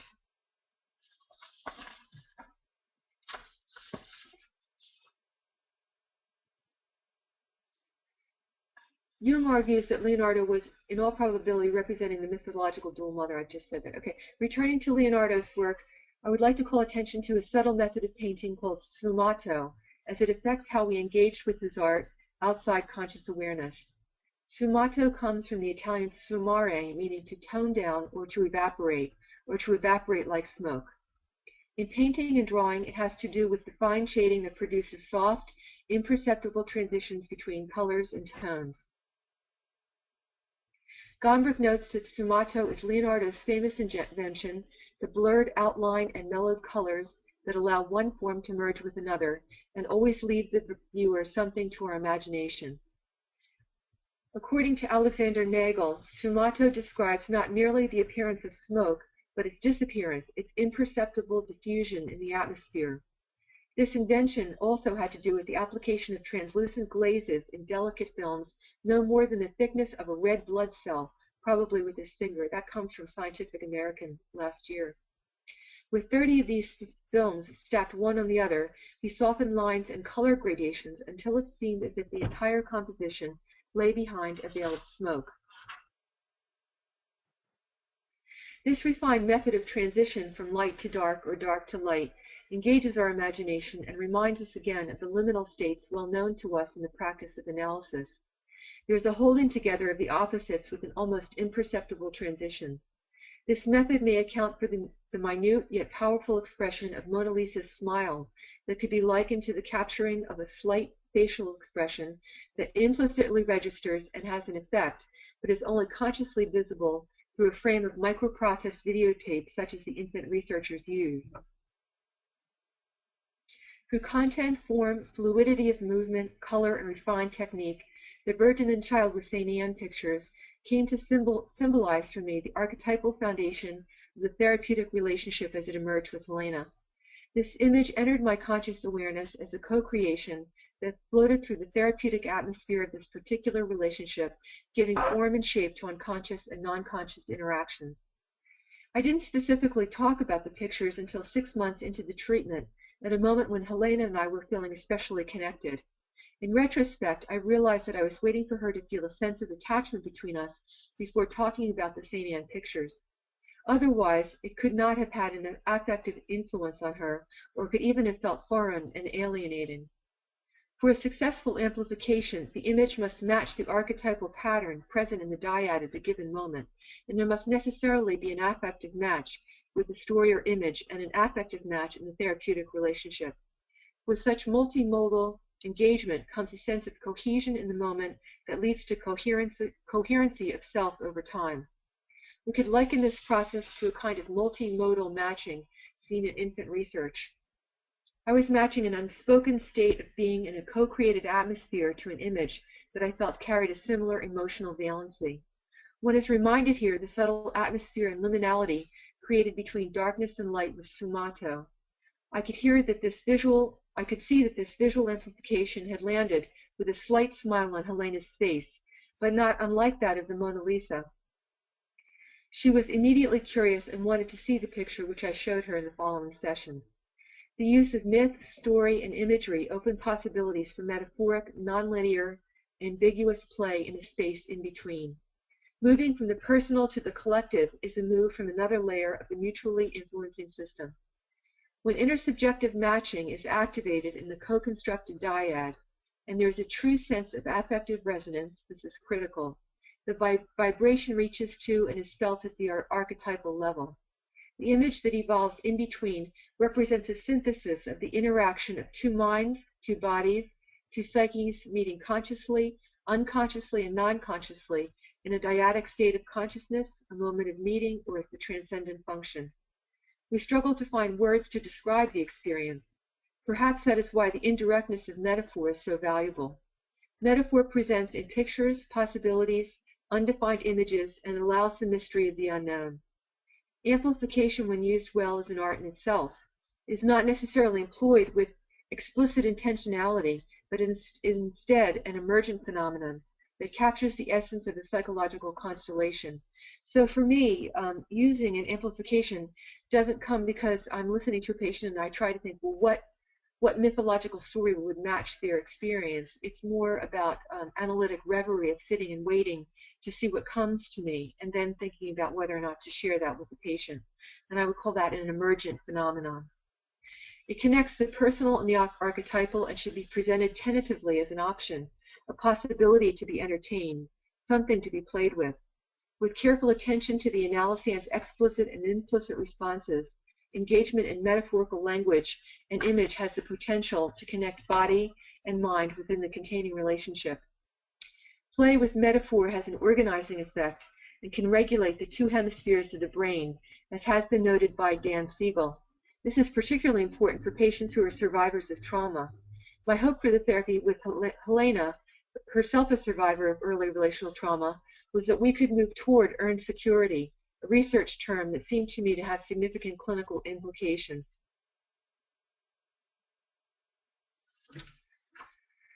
Attachment designation is based on proximity seeking when someone is under threat.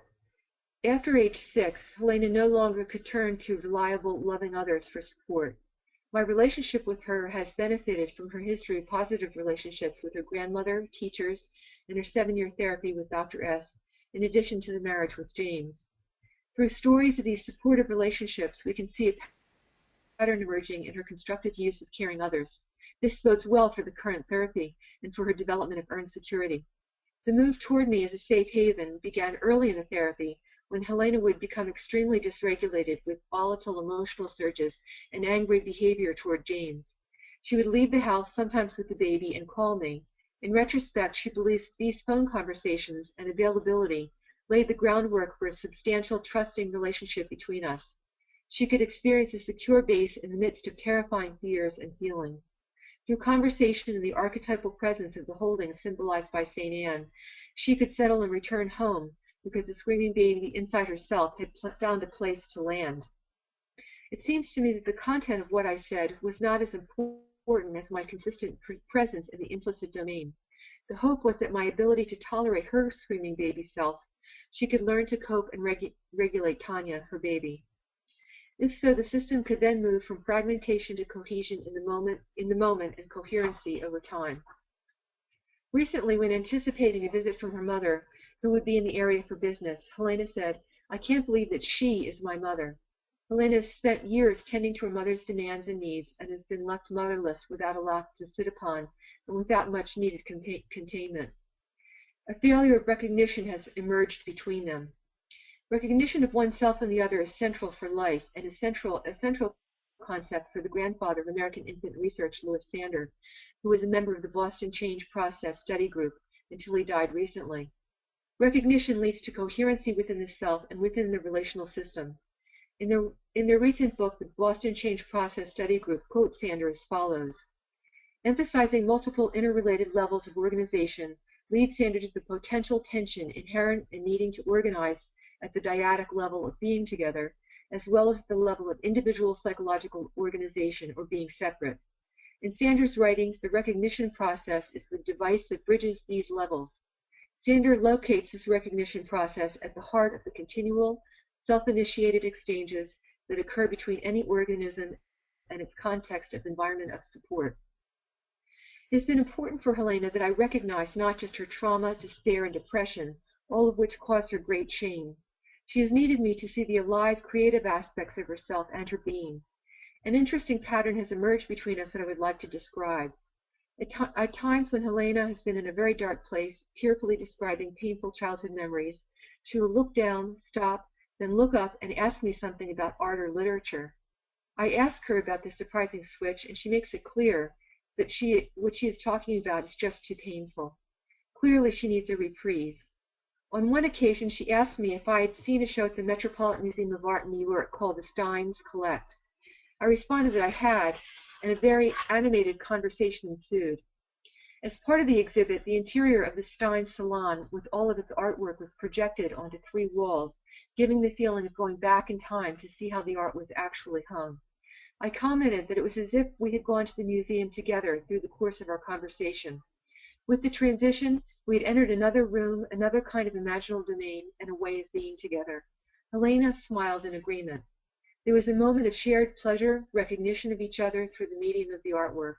We could say that the shift was defensive, but that it is also true that it may have been appropriately defensive in that she and I both need to help her protect against becoming re-traumatized by overwhelming memories and affects. Most importantly, she could see herself in another light by watching me see her in this creative space between us. She could see me recognize healthy aspects of herself. Thoughts of the building of reflective function come to mind here. Also, through change in topic, the system moved to a more regulated state and managed to stay within the window of tolerance developed by Siegel and Pat Ogden. The St. Anne image emerged in the context of this particular relationship at a given moment in time. The fabric of the attachment has been woven with moments of meeting, including disruption and repair. The Boston Change Process Group note that a moment of meeting occurs when the dual goals of complementary fitted actions and intersubjective recognition are suddenly realized. The subtlety of the implicit domain that is primarily nonverbal has been balanced by more language-based interpretation, but like Leonardo's method of sketching, we need to fully experience the creative process affectively before technique or words can be found to fit it, as Virginia Woolf has noted in her understanding of rhythm. Visual metaphor and use of amplification created an ambiance and atmosphere that allowed for experience of both archetypal processing and structure, where there was room for the fluidity of the exchange and the reliability of continuity. Helena and I continue on with connection, disruption, and repair. We speak of trauma and art, her outer relationships, and her internal experience. And together we both tend the transference-countertransference relationship, along with here and now emerging new and creative ways of being together. Thank you. Wow, thank you, Linda. Really appreciate that. Some really nice presentations today, just outstanding. What I'd like to do now is, Murray's already done it, open up the webcams for our panelists. So Lucienne, if you're still there, go ahead and turn on your, turn on your webcam too. And I'm gonna unmute you, Lucienne. Okay, and what I thought we'd do, I know we're close to closing time. If people are okay, actually let me open my webcam too. We may go ahead and go a little bit longer, maybe another 15 minutes or so, to allow people some time for questions and answers. If anybody needs to leave, including the panelists, feel free. If you have an appointment you need to get going to, just say goodbye to us when you do, and then you can get going. Otherwise, maybe we'll just do another 15 minutes or so with that. There are a number of email questions. I'll read those in a moment when we have a chance. I might open up the microphone in Asheville. Before I do so, any comments from the panelists today before we shift to the question phase? Mm-hmm. I think we should give the questioners some time to. Yes. Well said. You guys have had enough time to talk. Okay. Let me read two of the questions, and then we'll see. We have a live audience here in Asheville, and there's about 25 to 30 people in our little office, and we'll see if there's any questions there in a moment too. First question I jotted down is for Lucienne, who just walked out. There she is. Okay. Yeah. And the question is, I noticed several images that look like vaginas. I wonder if his attempt to molest young girls was a desire to find something in their vaginas. That was from Kathleen Berry. You want me to reread that, or did you hear the question fully? I did hear it. Okay. I've never thought of it, but of course. Mm-hmm. Why not? Yeah.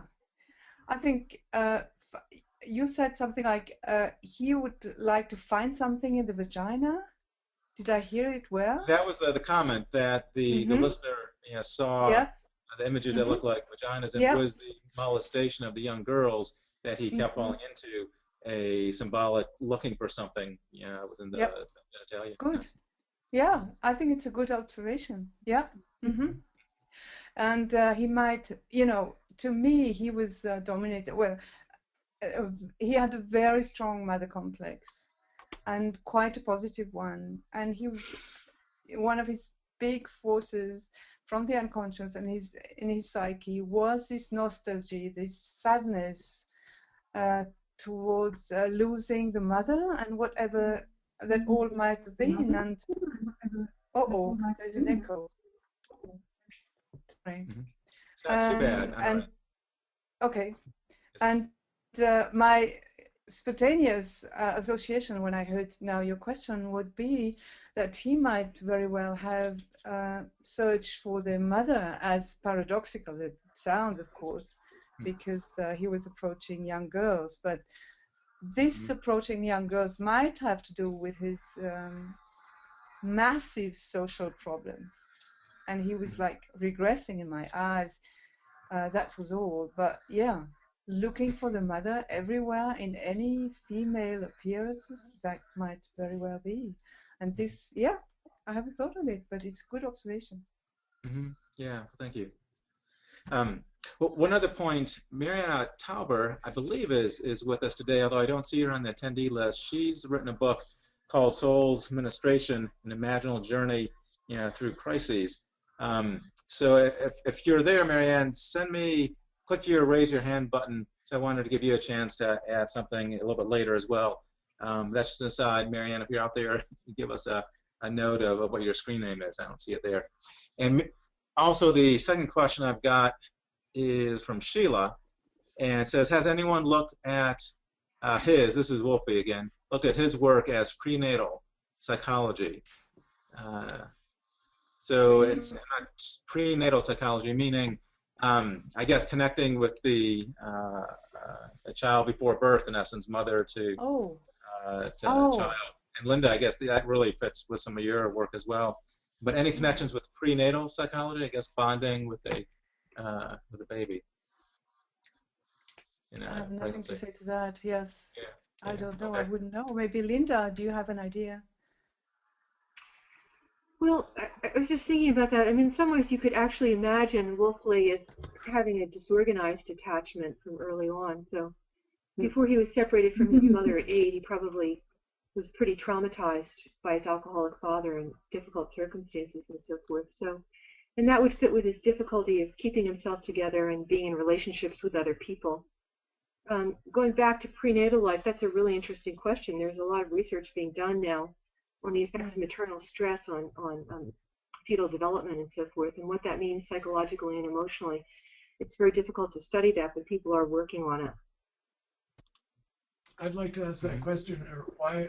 What made her ask that question? What does she see in the painting that seems? Yeah, that's a great thought. Yeah. So Sheila, if you can, raise your hand. Click the raise your hand button, and if you like, I'll open up your microphone and you can ask us that. So Sheila, let me go to that screen. If you're willing, you don't have to. If you're not wanting to do this, so that's fine. That goes for any other listeners as well. If you would like to ask a verbal question of our panelists, just click the raise your hand button, and I'll be scanning through that, and we'll let you know. Let me go through the questions too. Maybe they've written back. Sheila says fabulous! Exclamation mark. So she likes the thought so far. And then what else is there? Oh, here we go. It could also be birth memory, to find something or a way through the vagina. I guess that's back to the other question. Yeah. Sheila said, you said love to, but it can't open, so she can't open up her microphone right now. So, okay. That's interesting. So if she can type in more if she'd like later on, and if we get a chance, we'll ask that as well. Meanwhile, anybody else with questions, type them in, or click the raise your hand button, and if you're brave, we'll open up your microphone. I'm going to shift to our studio audience here in Asheville. And so, Len, I'm going to open up the microphone there, and let's see if there's any questions there. Take me a moment to do so. Oh, good. You've already done that. Great. And is your microphone unmuted? It should be now. Okay. Go ahead. Any questions from Asheville? Go ahead. Any questions from Asheville? I think this would be for Linda Carter. You spoke so much about the pre-verbal nature of your work with your analysis and how the affect had to be embodied, and I heard a lot of sympathetic language around, waiting for the metaphor and for the artistic expression to arise in her.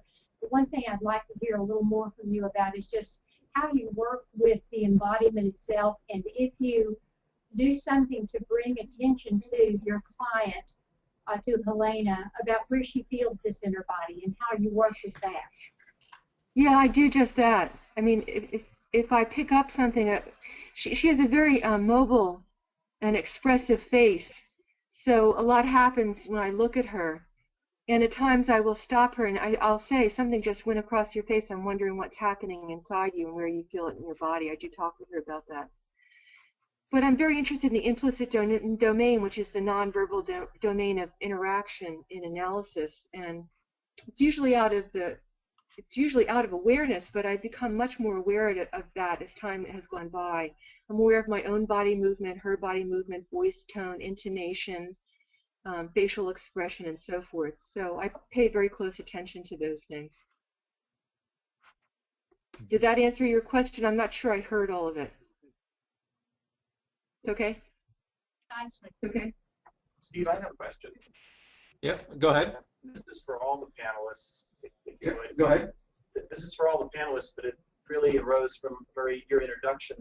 I was struck by the dramatic difference in the way you characterized Jung's perception of libidinal energy as being perhaps excessive and needing expression, as being the source of culture, whereas with Freud, at least in Civilization and its Discontent, he sort of puts forth that libidinal energy needs to be contained, almost, tamed like a wild beast, and that culture arises from that. Might you comment on that? Sure. Jung uses this very intriguing term, surplus of energy, in his essay on psychic energy. And his view is that even if you gratified all of your instincts your biological instincts for food, sex, whatever else it might be, completely, 100%, even 110%, there's still a surplus. Mm-hmm. And that leftover surplus is something that isn't going to be satisfied or taken up or absorbed by expending it in one of these other directions. And out of that surplus, you get a kind of discontent, you could say. I mean, it's another way of looking at civilization as discontent. We are all discontented. Nobody is satisfied. And out of that dissatisfaction, we create. It's like an itch that you have to scratch, or a pressure. Now, Freud talked a lot about sexual pressures, releasing sexual pressures, the need to sublimate the sexual pressures. He's talking about libido too, and a surplus of libido. It's like one of my professors said, the human being is a creature with infinite wishes and finite capacities to fulfill them. And these, the part of us that is connected to this surplus, or this infinite longing, does get channeled by artists into their activities. I mean, you look at Wolfley, he had a lot of surplus libido sitting in his cell. There weren't many places to go with it. And his artistic work absorbed it all. He worked 6.5 days a week for years and produced all of this work. So, he was stuck with a situation where he had to use surplus energy plus. But suppose he'd been a normal man, would he have still created art? Suppose he'd lived a conventional life, he'd gotten married, he'd had 7 children, he'd had a loving wife. Would he still have had a desire to create art? I think he would. That's just my intuition, my assumption, that artists who are very successful sexually still create a lot of art. Look at Picasso. I mean, he had lots of and he made thousands of works of art. Why? It wasn't just for commercial reasons. It's like he had to create. So that's the kind of discontent that I think culture is based on. Freud was right in a sense that there is discontent, but it's a different way of looking at it. And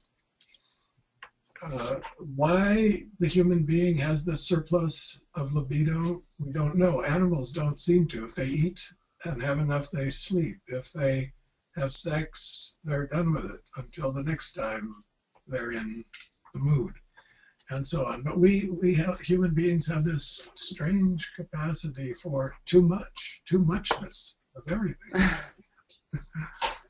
And so channeling that into art is a way of containing it, also expressing it, and it's as though something wants to get expressed through us. That seems to be Jung's theory about art. The art creates the artist. There is something that wants to come pushing through. And of course, the quality of the artwork varies considerably, and her preferences for it. I love that painting of Leonardo and all of his paintings, his skill and his technique. But what Jung is suggesting is that he's also showing us archetypal motifs, a dual mother theme. Of the Mona Lisa, the Anima, this mysterious woman. I remember going to the Louvre one time and walking past the Mona Lisa and watching her watch me. Her eyes followed as you go past.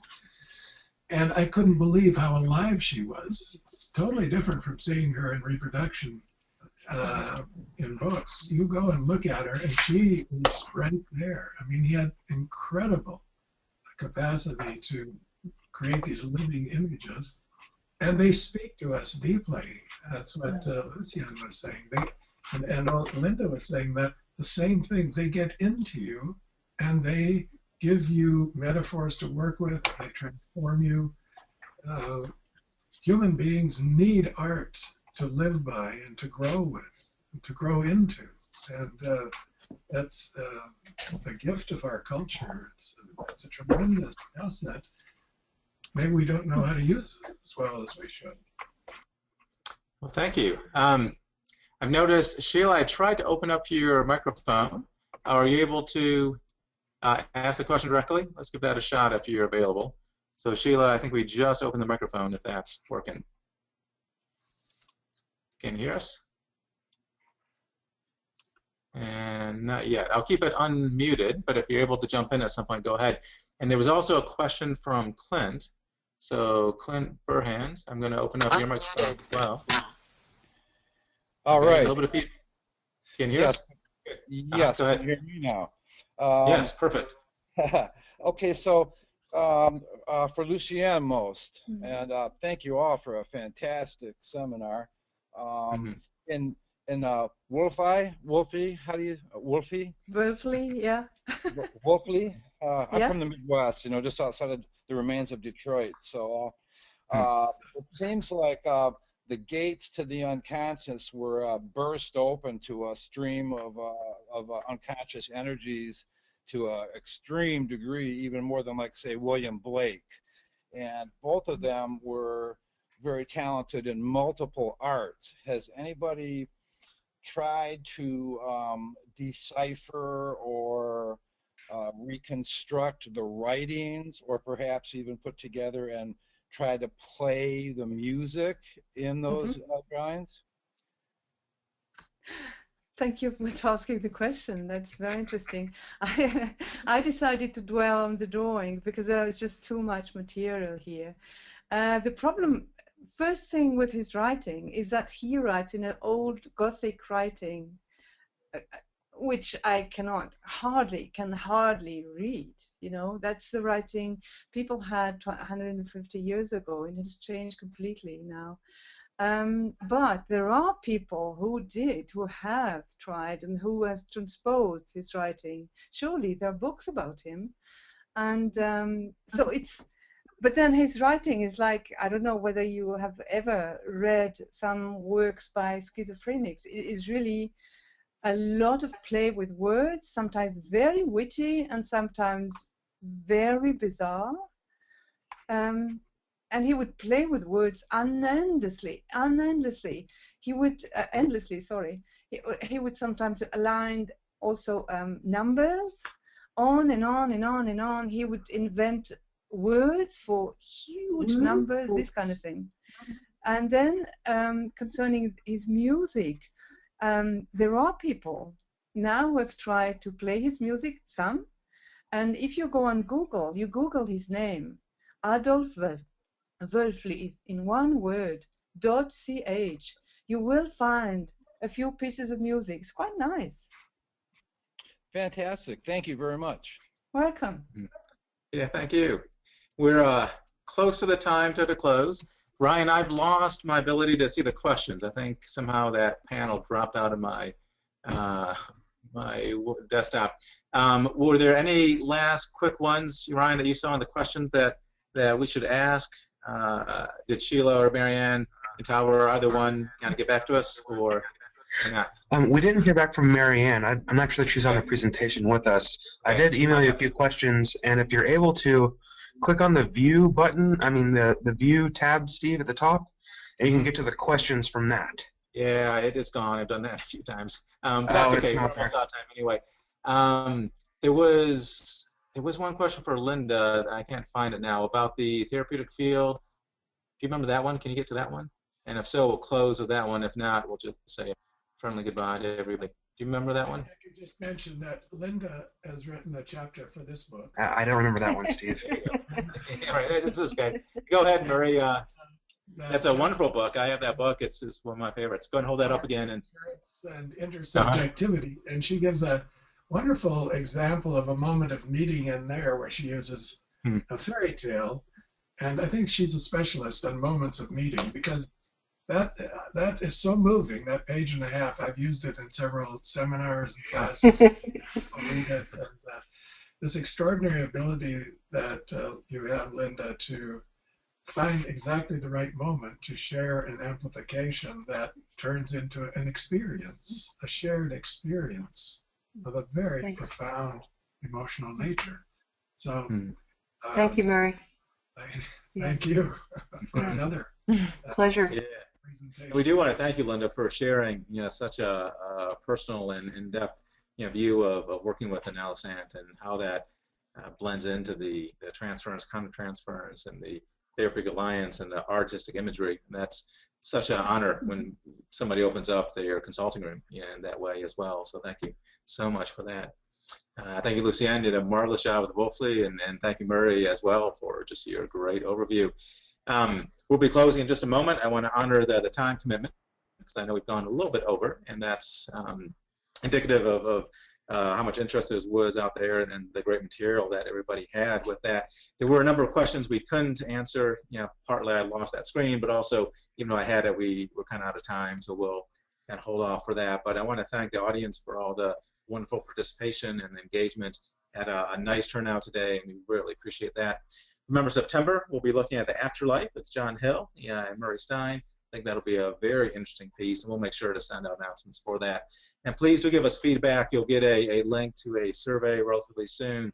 And if you can just give us and our presenters some feedback, how things went, so what went well, what could we do better, and that's always very much appreciated to have that. So thank you, all our presenters. We really appreciate it. I give you a round of applause, but we can't open all the microphones, so just know that we all appreciate it nonetheless. Thank you. And thank you so much for today. Well, So with that, yep. Thanks, Yeah. Bye-bye. Good. Yep. Bye, everybody. We'll sign off. goodbye. Bye. Bye.